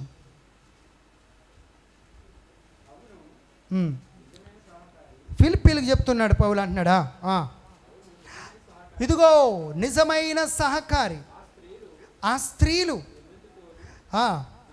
క్లెమెంతుతోనూ నా ఇతరుల సహకారులతోనూ సువార్త పనిలో నాతో కూడా ప్రయాసపడిన వారు గనక వారికి సహాయము చెయ్యమని నిన్ను వేడుకొనుచున్నాను. ఆ సహకారుల పేర్లు గట్టిగా చప్పలు కొట్టి దేవునికి స్తోత్రం చేద్దాం. హల్లెలూయా. ఎవరి పేర్లు జీవ గ్రంథంలో రాయబడతాయి? సువార్త పరిచర్యలో పాలు పంపులు పొందేవారు, పరిచర్యలో దేవుని సేవకులకు సహకారులుగా ఉండేవారు. ముళ్ళులాగో, తుమ్మ ముళ్ళులాగో, గచ్చపొదల్లాగో, అంటే కంటికి పొగలాగో పంటికి పులుపులాగో ఉండేవారు కాదట. ఎలాగుండేవారి పేర్లు చెప్పండి? సహకారులుగా ఉండి సువార్త పనిలో పాలు పంపులు పొందేవారి పేర్లు జీవ గ్రంథంలో రాయబడతాయి. ఎవరట? స్త్రీలట. వీళ్ళు ఈ స్త్రీలే బలహీనమైన గట్టములే ప్రభువు కొరకు ప్రయాసపడ్డారు. పౌలు గారితో కూడా చేదోడు వాదోడు ఉండి సహకరించారట. హల్లెలూయా. యేసుప్రభు వారి కాలంలో కూడా కూజా, యోహన్నాయు, సుసన్నాయు, మగ్దలేన మరియు వేరొక స్త్రీలట. వారి ఆస్తులన్నీ అమ్మి దేవుని పరిచర్య కొరకు వారు పాటుపడి దేవుని సువార్త కొరకు ప్రయాసపడి సహకరించేవారట. దేవునికి స్తోత్ర. వారి పేర్లు కూడా ఎక్కడ రాయబడి ఉంటాయి? జీవ గ్రంథంలో రాయబడి ఉంటాయి. కాబట్టి జీవ గ్రంథంలో మన పేర్లు రాయబడి ఉండాలంటే ఖచ్చితంగా మనము సహకారులుగా ఉండాలి. తర్వాత దేవుని సువార్త పనిలో మనం ఎప్పుడు కూడా పాలు పొందిన వారుగా ఉండాలి. దేవునికి మహిమ కలుగునుగాక. గట్టిగా హల్లెలూయా. అది చూడండి, రోమీలకు అపోస్తలుడైన పౌలు రాస్తూ హెచ్చరిక చేస్తున్నాడు. 8వ అధ్యాయం 8వ వచనం. ఎలా ఉండకూడదో చెప్తున్నాడు. కాగా శరీర స్వభావము దేవుని సంతోషపరచ నారదు.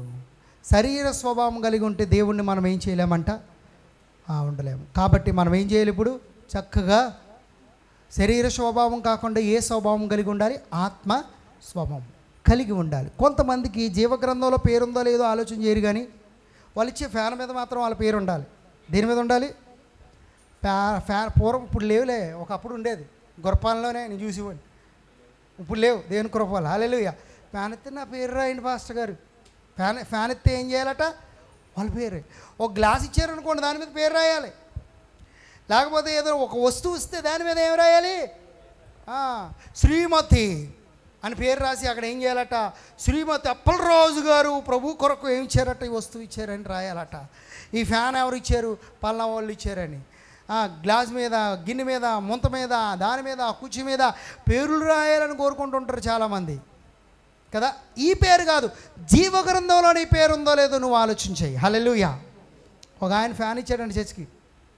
ఏం ఇచ్చాడు? ఫ్యాన్ ఇచ్చాడంట. ఫ్యాన్ ఇచ్చిన తర్వాత పాస్టర్ గారికి మరీ చెప్పాడు, నా పేరు రాయండి అని. పాస్టర్ గారు సరే బాబు అని 3 రెక్కల మీద రాయించాడంట పాపం ఆయన పేరు. 3 రెక్కల మీద ఆయన పేరు రాయించాడు. వచ్చిన తర్వాత ఆ పేరు బాగుంది చూశాడు. విశ్వాసులు అందరూ వచ్చిన తర్వాత ఫ్యాన్ ఆన్ చేస్తే పేరు కనపడతలేదట. విశ్వాసులు వచ్చిన తర్వాత అందరూ ఫ్యాన్ ఆన్ చేస్తే ఏం కనపడతలేదు. మరి తిరుగుతుండే అక్కడ కనపడితే ఇప్పుడు వచ్చి అన్నాడంట, ఫ్యాన్ అయితే ఇచ్చాను కానీ ఒక్కరోజు కూడా ఏకిండని స్విచ్ పీకేయాడట. ఎందుకు స్విచ్ పీకేయాడు? ఫ్యాన్ పేరు కనపడతలేదని. పేరు కనపడాలి ఇప్పుడు వాడికి. అంటే ఇప్పుడు ఫ్యాన్ ఎందుకు ఇచ్చావు? పేరు కోసం ఇచ్చావు తప్ప ప్రజలకి గాలి తగిలిద్ది, వాళ్ళు కొంచెం రిలాక్స్ అవుతారని కాదు. అయ్యగారు పేరు కోసం ఇచ్చాడనమాట. నిజమే, చాలామంది పేరు కోసం ఇస్తాడు. ఈ లోక సంబంధమైన పేరు కోసం ఆయాసపడకండి. మరి దేనికోసం? పరలోక సంబంధంగా జీవగ్రంథంలో నీ పేరు రాయబడిందా లేదని ఆలోచించాయి. హల్లెలూయా. సీరియస్గా ఆలోచించాయి. నీ పేరుందా జీవగ్రంథంలో? రాయబడద్దా? నమ్మి బాప్తిసం పొందిన వాడు రక్షింపబడిన, నమ్మని వానికి జాగ్రత్త. సరిగా జీవించకపోయినా, ఒకవేళ బాప్తిసం పొందినా సరిగా జీవించకపోతే నీ పేరు తుడిచిపెట్టబడుతుంది. పాపము చేసిన వారి పేర్లు దేవుడు ఏం చేస్తాడట? తుడిచిపెడతాడు. జాగ్రత్త. ఏ పాపం చేస్తున్నావో నీ పేరు తుడిచిపెట్టబడుద్ది. ఏ అన్యాయం చేస్తున్నావో నీ పేరు తుడిచిపెట్టబడుతుంది. ఏ అక్రమము చేస్తున్నావో జాగ్రత్త, తుడిచిపెడుతుంది. ఏ మోసం చేస్తున్నావో నీ పేరు తుడిచిపెట్టబడుతుంది. ఏ దుష్టత్వంలో ఉన్నావో, ఏ వ్యభిచారంలో ఉన్నావో, ఏ వికారమైనటువంటి కృత్యములో ఉన్నావో జాగ్రత్త, నీ పేరు తుడిచిపెట్టబడుతుంది అనే విషయాన్ని నువ్వు గుర్తించుకో. ఆ పేరు తుడిచిపెట్టబడకుండా అనుక్షణము భయం కలిగి జీవించు. హల్లెలూయా. అందుకన్నాడు శరీరమును సంతోషపెట్టకో. మరి దేన్ని సంతోషపెట్టాలి? ఆత్మను. శరీరమును సంతోషపెట్టేవాడు దేవుని సంతోషపెట్టలేడనే విషయాన్ని మనము గమనించాలి. అయితే జయించువాడికి రెండవది దేవుడు ఏమిస్తాడో చూడండి. అది చెప్పి నేను ముగిస్తాను. నా తండ్రి ఎదుట ఆయన దూతల ఎదుటను అతని పేరు ఒప్పుకొందును. దేవుడు పేరు ఒప్పుకుంటాడట. ఈయన నాకు తెలుసు అంటాడంట. హల్లెలూయా. నాకు తెలుసు. ఇదిగో పలానా వ్యక్తి అమరావతి గారు నాకు తెలుసు అంటాడట.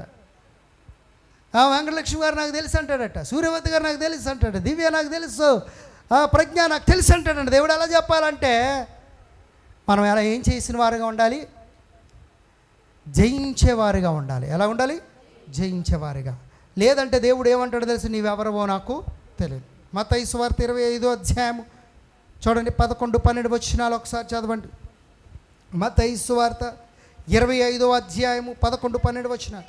అంతటా తలుపు వేయబడెను. ఆ తర్వాత తక్కిన కన్యకలు వచ్చి, అయ్యా అయ్యా మాకు తలుపు తీయమని అడుగుగా, అతడు మిమ్మల్ని ఎరుగనని మీతో నిశ్చయముగా చెప్పుచున్నానని.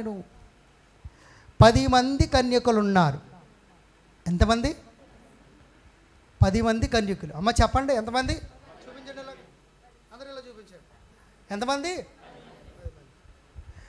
5. ఎలా చూపించండి? ఎంతమంది? ఏ కన్యకులు? బుద్ధి కలిగిన కన్యకులు. ఇంకో 5 బుద్ధి లేదండి. వీళ్ళకేమి లేదు? బుద్ధి లేదు. 5 బుద్ధి కలిగిన వారు, 5 బుద్ధి లేనివారు. బుద్ధి కలిగినటువంటి కన్యకులు ఏం చేశారు అంటే వాళ్ళు దివిటీలు వెలిగించుకున్నారట. దివిటీలు వెలిగించుకున్నారు. అంతేకాదు, మధ్యలో దివిటీలు ఆరిపోతే ఎటు పరిస్థితి? నూనె అయిపోయి అని సిద్ధుల్లో అంటే చెప్పల్లో అంటే ఒక డబ్బాయిలు ఉంటాయి కదా, అందులో నూనె నింపుకొని నూనె కూడా పట్టుకెళ్ళారట. దారిలో ఎక్కడైనా నూనె అయిపోతే నూనె వేద్దామని. కానీ బుద్ధి లేని వాళ్ళు దివిటీలు వెలిగించుకున్నారు. వారు ఏం వెలిగించుకున్నారు? దివిటీలు వెలిగించుకున్నారు. కానీ ఆగిపోద్ది, ఎందుకు ఆరిపోద్ది? ఆరిపోకుండా నేను చూస్తాను, నూనె అవసరం లేదు, ఈ మాత్రం దానికి నూనె ఎందుకులే అని చెప్పి నూనె అటుకెళ్ళకుండా దివిటీలు మాత్రమే వెలిగించుకుని పట్టుకెళ్ళారు. అయితే వాళ్ళు వెళ్ళారు. వెళ్ళిన తర్వాత పడుకున్నారట. రాత్రి ఏం చేశారు?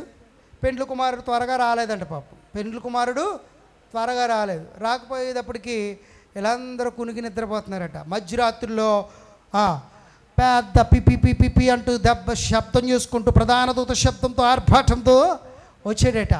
రమ్ము అన్నాడట. ఏమన్నాడు? రమ్ము అనగానే అందరూ లేచారు ఉలికిపడి. దేవునికి స్తోత్రం. లేచారు, మంచి పని. లేచి వెంటనే బుద్ధి కలిగిన ఈ కన్యకులు దివిటీలు ఆరిపోయి వెంటనే పక్కనే నూనె ఉంది కాబట్టి నూనె పోసి వెలిగించేసుకుని వెళ్ళిపోయారు. బుద్ధి లేని వాళ్ళు దివిటీలు ఆరిపోయినాయి. ఇప్పుడు నూనె తెచ్చుకోలేదు వీళ్ళు. ఈ బుద్ధి కలిగిన దగ్గరికి వచ్చి అంటున్నారట, మాకు కొంచెం నూనె, మాకు కొంచెం నూనె, మేము వచ్చేస్తాం అంటున్నారట. వాళ్ళు అన్నారు, మాకున్న నూనె మాకే సరిపోదు, మీరు ఎలాంటి అవతలకంటే అమ్మవారి దగ్గరికి వెళ్ళి కొనుక్కోవడానికి వెళ్ళారు. ఈ లోపల దేవుడు వచ్చాడు, వీళ్ళ 5 తీసుకెళ్ళిపోయాడు. ఆయన తీసుకెళ్ళిపోయి తలుపులు వేసాడు. ఆ తర్వాత ఈ బుద్ధి లేని కన్యకులు వచ్చి ఏమంటున్నారు? తలుపు తడుతున్నారు. తడుతూ, అయ్యా అయ్యా అయ్యా అయ్యా ప్రభువా, దేవా, యేసయ్యా, తలుపు తీయ్యా, మా రక్షణకర్త, మా దేవా, మా పరిశుద్ధుడా అండి అంటూ ఉన్నాడు. అంటూ మాట్లాడుతూ అంటున్నారు. దేవుడు తలుపు తీసన్నాడు. ఎవరు మీరు? అయ్యా అయ్యా మేమయ్యా, నీ నామంలో అద్భుతాలు చేసాం అయ్యా, కానుకలు ఇచ్చాం మేమే. అప్పుడు ఫ్యాన్లో మరి పాస్టర్ గారికి చర్చిలో 4 ఫ్యాన్లు మేమే ప్రజెంట్ చేసామయ్యా. మరి ఆ రోజు పరిచర్య పాస్టర్ గారిది ఉందంటే అది నా వల్లేనయ్యా. నీ నామలో దెయ్యాలు ఎలగొట్టావయ్యా, అసలు నేను లేకపోతే సంఘం ఉండదయ్యా, అంత గొప్ప కార్యం చేసినయ్యా, ప్రభా అంటారట. దేవుడు అన్నాడు, నువ్వెవడవో నాకు తెలియదు, బయటకు పో, నువ్వెవరవో నాకు తెలియదు. ఏమన్నాడండి బుద్ధి లేని కన్యకులతో? మీరెవరో నాకు తెలియదు. చూడండి, అదే కదా అంటున్నాడు. అంతటా తలుపు వేయబడెను. ఆ తర్వాత తక్కిన కన్యకులు వచ్చి, అయ్యా అయ్యా మాకు తలుపు తీయమని అడుగగా అతడు, మిమ్మల్ని ఎరుగనని మీతో నిశ్చయముగా చెప్పుచున్నాను. దేవుడు అన్నాడు, తలుపు తీయను, ఎందుకు? మీరెవరో నాకు తెలియదు. ఈరోజు అలాంటి దుస్థితి మనకు రాకూడదంటే మనం ఏం చేయాలి? జయించాలి. హల్లెలూయా. ఏం చేసిన వారుగా ఉండాలంటే మనము జయించిన వారుగా ఉండాలి. అదే మత్తయి సువార్త 25వ అధ్యాయము 41వ వచనం ఒకసారి చదవండి. ప్రభువును ప్రేమింపక శపించబడినటువంటి వారి గురించి ప్రభు చెప్తున్నటువంటి మాట చూడండి. అప్పుడు ఆయన ఎడమ వైపున ఉండి వారిని చూచి, శపింపబడిన వారులారా, నన్ను విడిచి అపవాదికిని వాని దూతలకును సిద్ధపరచబడిన నిత్యాగ్నిలోనికి పొండే. మీరెవరో నాకు తెలియదు, మీరు అగ్నిలోనికి పొండని చెప్తున్నాడు. ఎవరిలో జయించని వారు ఎవరండి? లోకమును, పాతాళమును, మరణమును, మాలిన్యమును, పాపమును జయించని వారు. వీళ్ళందరూ అంటారు, మీరు శపించబడిన వారు, ఇదిగో మీకును అపవాదికిని సిద్ధం చేయబడిన నిత్య నరకాగ్నిలోకి పొండని దేవుడు చెప్తున్నాడు. అలాగే మత్తయి సువార్త 7వ అధ్యాయము 22 నుంచి 23, 22-23 వచనాలు ఒకసారి చదువుకుందాం. ఆ దినమందు అనేకులు నన్ను చూచి, ప్రభువా ప్రభువా, మేము నీ నామమున ప్రవచింపలేదా? నీ నామమున దెయ్యములు వెళ్ళగొట్టలేదా? నీ నామమున అనేక అద్భుతములు చేయలేదా అని చెప్పుదురు. అప్పుడు నేను మిమ్మల్ని అన్నాడును అని అంతటితో ఆగడట. అక్రమము చేయువారులారా, వాళ్ళని ఏమంటాడంట దేవుడు? రే అక్రమకారుడా, పోతలకు అంటాడు దేవుడు. ఇంకో చోట ఏమంటాడు? శపించబడిన వారులారా అంటాడు. ఇంకో చోట ఏమంటాడు? నువ్వెవడవో నాకు తెలియదు అంటాడు. బుద్ధిగల కన్యకలు అలాగే నెట్టేశాడు. పరలోకంలో ఆ శపించబడినటువంటి వారు గుంపులో ఉన్నటువంటి వారిని గెంటేశాడు. ఇక్కడ కూడా అన్నాడు, అక్రమము చేయువారులారా నా యుద్ధనండి అంటే మీరెవరో నాకు తెలియదు. అంటే దేవుడు మనల్ని ఎరగాలంటే ఎలా ఎరుగుతాడు మనల్ని? మనం అందరికీ దేవుడు తెలుసు. మనందరికీ ఎవరు తెలుసు? అమ్మ యేసుప్రభు అంటే తెలుసా తెలీదా? తెలుసు కాబట్టి ఆయన దగ్గరికి వచ్చారు కదా. మరి నువ్వు తెలుసా యేసయ్యకు? నువ్వు తెలుసా? నువ్వెందుకు తెలియదు? తెలుసు. అక్రమకారుడు అని తెలిసేమో, దొంగవని తెలిసేమో, పాపి అని తెలిసేమో, వ్యభిచారి అని తెలిసేమో, త్రాగుబోతు అని తెలిసేమో, సోమరోడు అని తెలిసేమో, బద్ధకస్తుడు అని తెలిసేమో, నిర్లక్ష్యపరుడు అని తెలిసేమో, ఆసక్తి లేనివాడవు, ఆత్మీయతలో చచ్చిన వాడవు, మురికి వంటి వాడవు, పాపివని తెలిసేమో. అలా తెలియడం కాదు. ఇదిగో ఇతడు నాకు తెలుసు అని అంటే ఇతడు నీతిమంతుడు, ఇతడు పరిశుద్ధుడు, ఇతడు జయించినవాడు, ఇతడు నావాడు, నా పక్షంగా ఉన్నవాడు, ఇతడు నా కుమారుడు అనే క్రీస్తు నీ గురించి సాక్ష్యం ఇవ్వాలి ఆ రోజు. దేవునికి స్తోత్రం. అలా ఇవ్వాలంటే నువ్వు జయించిన వాడుగా ఉంటేనే దేవుడు నిన్ను ఎరుగుతాడు. లేదంటే నువ్వెవరవో నాకు తెలియదు అంటాడు. హల్లెలూయా. ఇప్పుడు ఎమ్మెల్యే గారు తెలుసు అనుకోండి, ఈడేమంటాడు? నాకు ఎమ్మెల్యే గారు బాగా తెలుసు అంటాడు. మెహోనా ఎమ్మెల్యే గారు నాకు బాగా క్లోజ్ అంటాడు. నాకు చాలా బాగా క్లోజ్ అని చెప్తాడు. ఎందుకు? ఎమ్మెల్యే గారు నిజంగా వీడి గురించి తెలిస్తే ఏమంటారు? వీడికి రెస్పెక్ట్ ఇస్తారు ఎవరా? తెలిస్తే ఇస్తారు అని చెప్పిన మాట. అంటే మా వాళ్ళేనండి కొంచెం రికమెండింగ్ చేస్తున్నామంటే ఇలా చేయండి అని అంటే ఏం చేస్తారు? చేస్తారు కదా. సీఎం గారికి మనం బాగా తెలుసు అనుకోండి, ఇంకంతగానే ఉంది. అలాగే ఇప్పుడు సీఎం గారు నీకు తెలుసు, కానీ సీఎం గారికి నువ్వు చంద్రబాబు నాయుడు గారు మనందరికీ తెలుసు, ఈ రాష్ట్రంలో ఉన్న 5 కోట్ల మందికి తెలుసు. కానీ నువ్వు వెళ్ళి నా పేరు ఇదండి సీఎం గారు, నేను మీకు తెలుసు అంటే ఆయనకి నిజంగా తెలియకపోతే నువ్వు ఎవడవో నాకు తెలియదు. ఆ గేటు దగ్గర చంద్రబాబు నేనండి జాన్ ప్రసన్న కుమార్నండి లోపల రానేనంటే నా అంక చూస్తాడు, ఈ ఆడి ఎప్పుడు చూడలేదు తెలుసు అంటాడేంటి, నాకు ఎవడో తెలియదు గంటేయండి అవతలకి అంటారా అంటారా? దేవుడు కూడా అంతే, గుర్తించుకోండి. అందుకనే మంచిగా బ్రతకండి.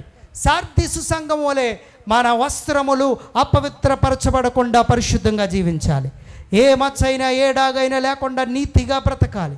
ఇంకా మూడవదిగా ఎలా బ్రతకాలి? జయించువాడుగా మనం ఉండాలి. గట్టిగా చెప్పలు కూడా దేవునికి స్తోత్రం చెప్దాం. ఎన్ని విషయాలు? సార్దీసు సంఘములో వారు కొంతమంది ఎలా ఉన్నారట? పరిశుద్ధంగా ఉన్నారు, కొంతమంది నీతిగా ఉన్నారు, కొంతమంది జయించేవారుగా ఉన్నారు. మనం కూడా అలా ఉండాలని దేవుడు కోరుకుంటున్నాడు. అందరూ కళ్ళు మూసుకుందాం, ప్రార్థన చేసుకుందాం. ప్రతి వారు ఒక్క నిమిషం ఆలోచన చేయండి. సార్దీసు సంఘములో కొందరు వలె ఉన్నావా? అందరు వలె ఉన్నావా? కొందరైతే వారి వస్త్రములు అపవిత్రపరచుకోకుండా ఉన్నారు, జయించిన వారుగా, వారు పరిశుద్ధత కలిగిన వారుగా, నీతిని కలిగిన వారుగా ఉన్నారు. నీతి కలిగి ఉంటే వచ్చే ఆశీర్వాదాలు మనం నేర్చుకున్నాం. పరిశుద్ధత కలిగి ఉంటే ప్రభువిచ్చే వాగ్దానాలు మనం చూసాం. జయించువాడుగా ఉంటే ప్రభువిచ్చే వాగ్దానాలు మనం చూసాం. ఈరోజు జయించువాడుగా ఉంటే నీ పేరు జీవగ్రంథంలో రాయబడుద్ది. జయించువాడుగా ఉంటే ప్రభు అంటాడు, నువ్వు నాకు తెలుసు, I know you by your deeds, నీ క్రియల వలన నాకు తెలుసు అని ప్రభు చెప్తాడు ఒక రోజున. ఎస్, ఇతడు నీతివంతుడు, ఇతడు యథార్థవంతుడు అంటాడు. యోబును గురించి మాట్లాడాడు కదా, యోబు గురించి విన్నావా? యోబు గురించి దేవుడికి తెలుసు. ఎందుకు నీతిగా బ్రతికాడు, భక్తిగా బ్రతికాడు, యథార్థంగా బ్రతికాడు.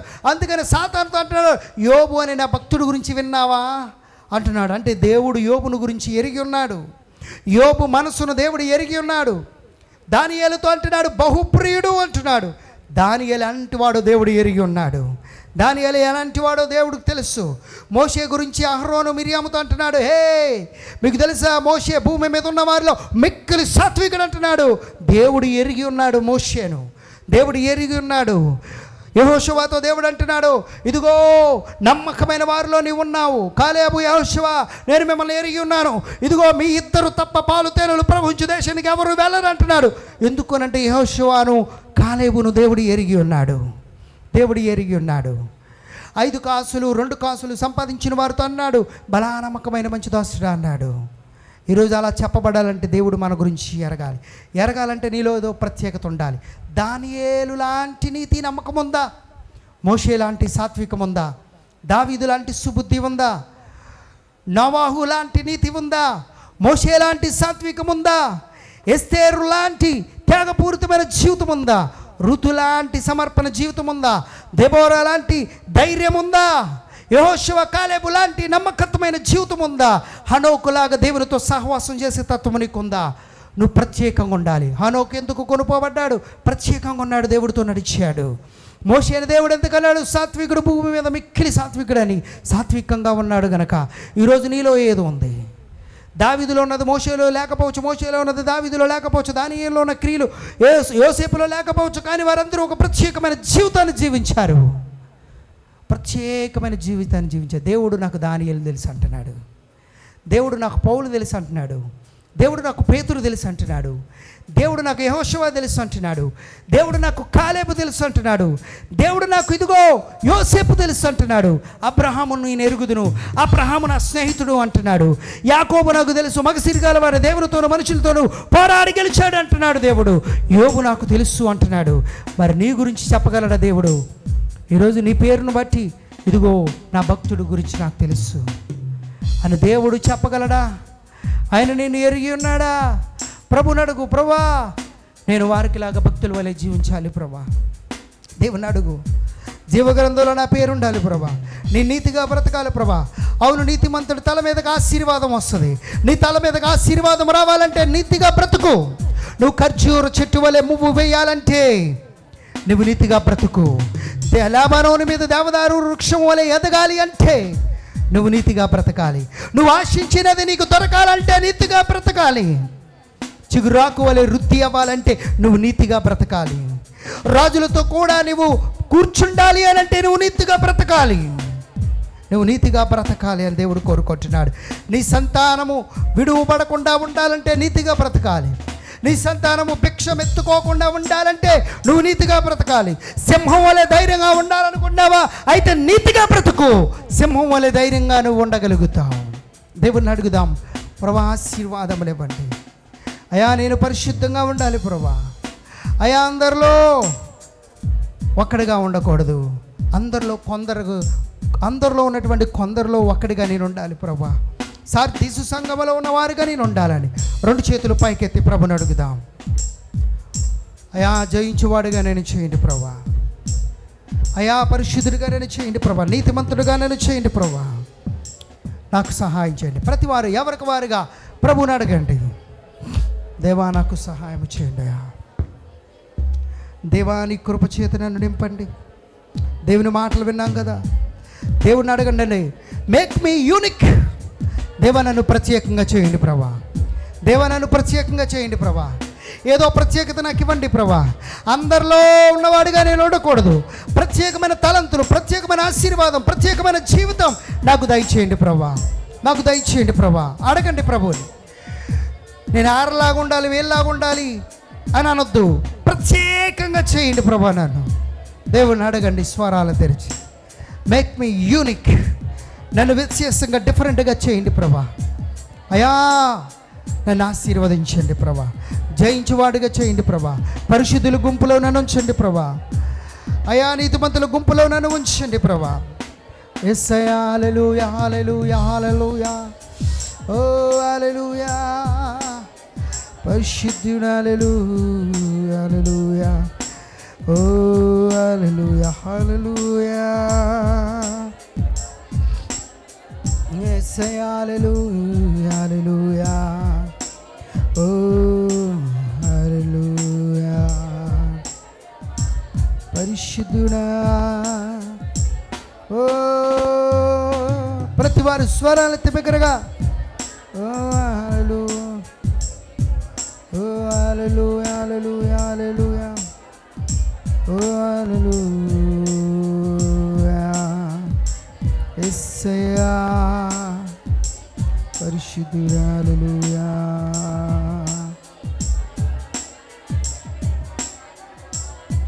బిగ్గరగా స్వరాలెత్తి ప్రతివారు ప్రభుతో మాట్లాడండి.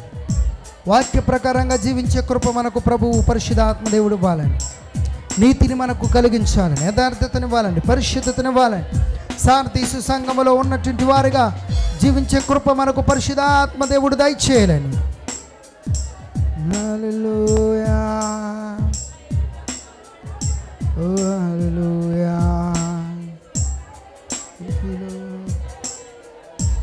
పరిశుద్ధుడా సుందరుడా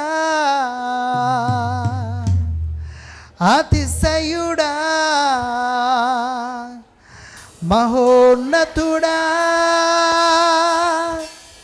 నా ప్రియుడా. అందరూ స్వరాలు ఎత్తి పాడతామా? సుందరుడా అతిశయుడా మహోన్నతుడా నా ప్రియుడా. 10,000లో నీవు అతి సుందరుడవు, నా ప్రాణ ప్రియుడవు నీవే. షారోను పుష్పమా, లోయలోని పద్మమా, నిన్ను నేను కనుగొంటినే. సుందరుడా అతిశయుడా మహోన్నతుడా నా ప్రియుడా. సుందరుడా అతిశయుడా మహోన్నతుడా నా ప్రియుడా. నిన్ను చూడాలని, నీ ప్రేమలో ఉండాలని నేను ఆశించుచున్నాను. అందరూ కూడా నిన్ను చూడాలని, నీ ప్రేమలో ఉండాలని నేను ఆశించుచున్నాను.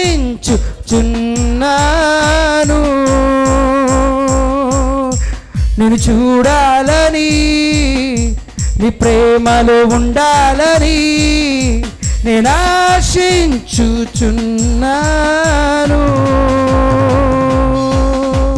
సుందరుడా అందరూ కూడా అతిశయుడా మహోన్నతుడా నా ప్రియుడా సుందరుడా అతిశయుడా మహోన్నతుడా నా ప్రియుడా యేసయ్యా నా యేసయ్యా నీ వంటి వారెవ్వరు యేసయ్యా నా యేసయ్యా నీలాగా లేరెవ్వరు అందరూ యేసయ్యా యేసయ్యా నా యేసయ్యా నీ వంటి వారెవ్వరు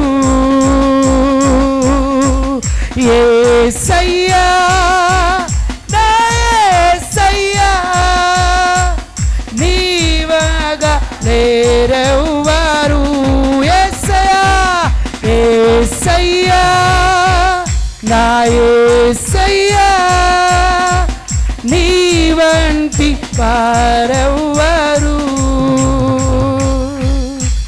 యేసయ్యా నా యేసయ్యా నీలాగా లేరెవ్వరు సుందరుడా అతిశయుడా మహోన్నతుడా నా ప్రియుడా సుందరుడా స్వరాలెత్తి బిగ్గరగా ఓ తుడాబే నా ప్రియుడా మరొకసారి సుందరుడా సుందరుడా అతిశయుడా మహోన్నతుడా నా ప్రియుడా సుందరుడా అతిశయుడా మహోన్నతుడా నా ప్రియుడా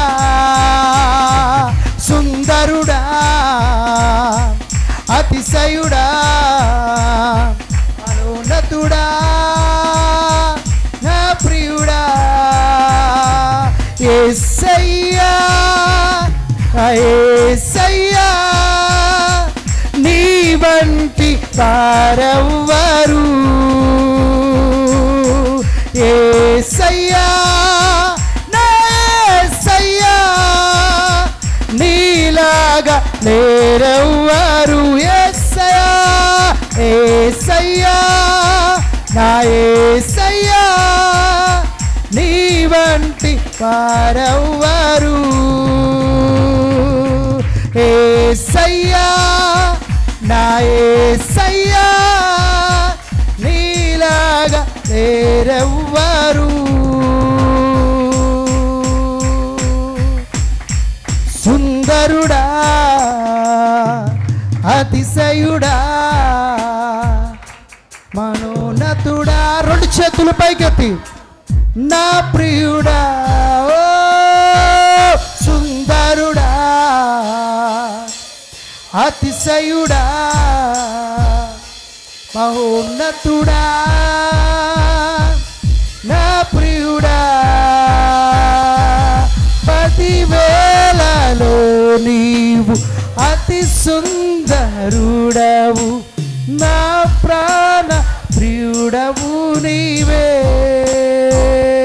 శరణు శారోను పుష్పమా లోయలోని పద్మమా నిన్ను నేను కనుగొంటిని పదివేలలో నీవు అతి సుందరుడవు నా ప్రాణ ప్రియుడవు నీవే శారోను పుష్పమా లోయలోని పద్మమా నిన్ను నేను కనుగొంటిని ఓ సుందరుడా ఓ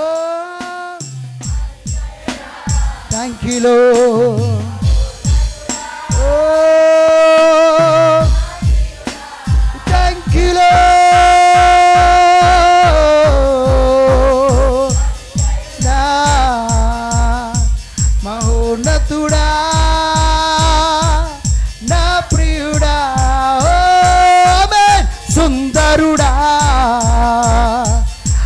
అతిశయుడా మహోన్నతుడా నా ప్రియుడా సుందరుడా అతిశయుడా మహోన్నతుడా నా ప్రియుడా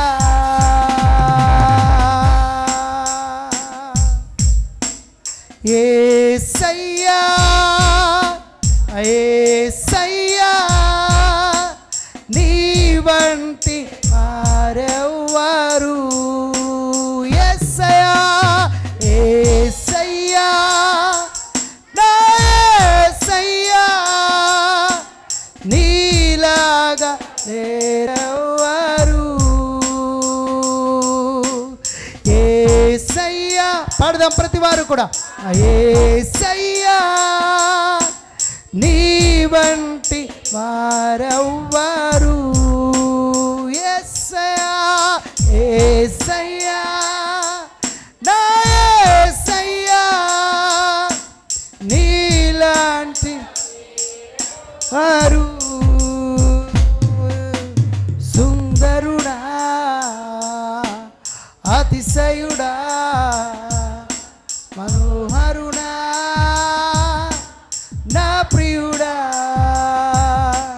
సుందరుడా రెండు చేతుల పైకి చెప్దామా ఓ మహోన్నతుడా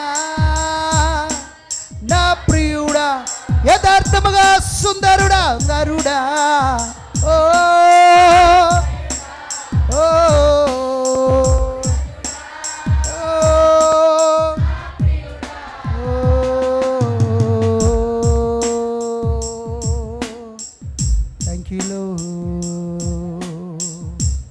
పరిశుద్ధుడగు తండ్రి నీ మాటలు బట్టి వందనాలు అయా మా వినుకుటిలో నీ మాటలను దీవించండి వినుట మట్టుకు వినుచు మమ్మల్ని మేము మోసపరుచుకోనకుండా విన్న వాక్య ప్రకారం జీవించడానికి మాకు సహాయం చేయండి మరి వలే నీ వాక్యమును మా హృదయంలో భద్రపరుచుకొని బుద్ధి కలిగినటువంటి వ్యక్తిలాగా నీ మాటలు విని దాని ప్రకారం చేస్తూ బండ మీద మా ఇల్లు కట్టుకోవడానికి మాకు సహాయం చేయమని నూరంతలుగా ఫలించే కృపదాయి చేయమని జయించేవాడుగా యేసునామములో నీ బిడ్డలమైన మమ్మల్ని చేయుదువుగాక విశ్వాస వీరులుగా మమ్మల్ని చేయుదువుగాక పరిశుద్ధులుగా చేయుదువుగాక నీతిమంతులుగా మమ్మల్ని చేయుదువుగాక యేసునామమును అడుగుచున్నాను తండ్రి ఆమేన్ లేచి నిలబడదాం మనందరూ కూడా పాట పాడుచుండగా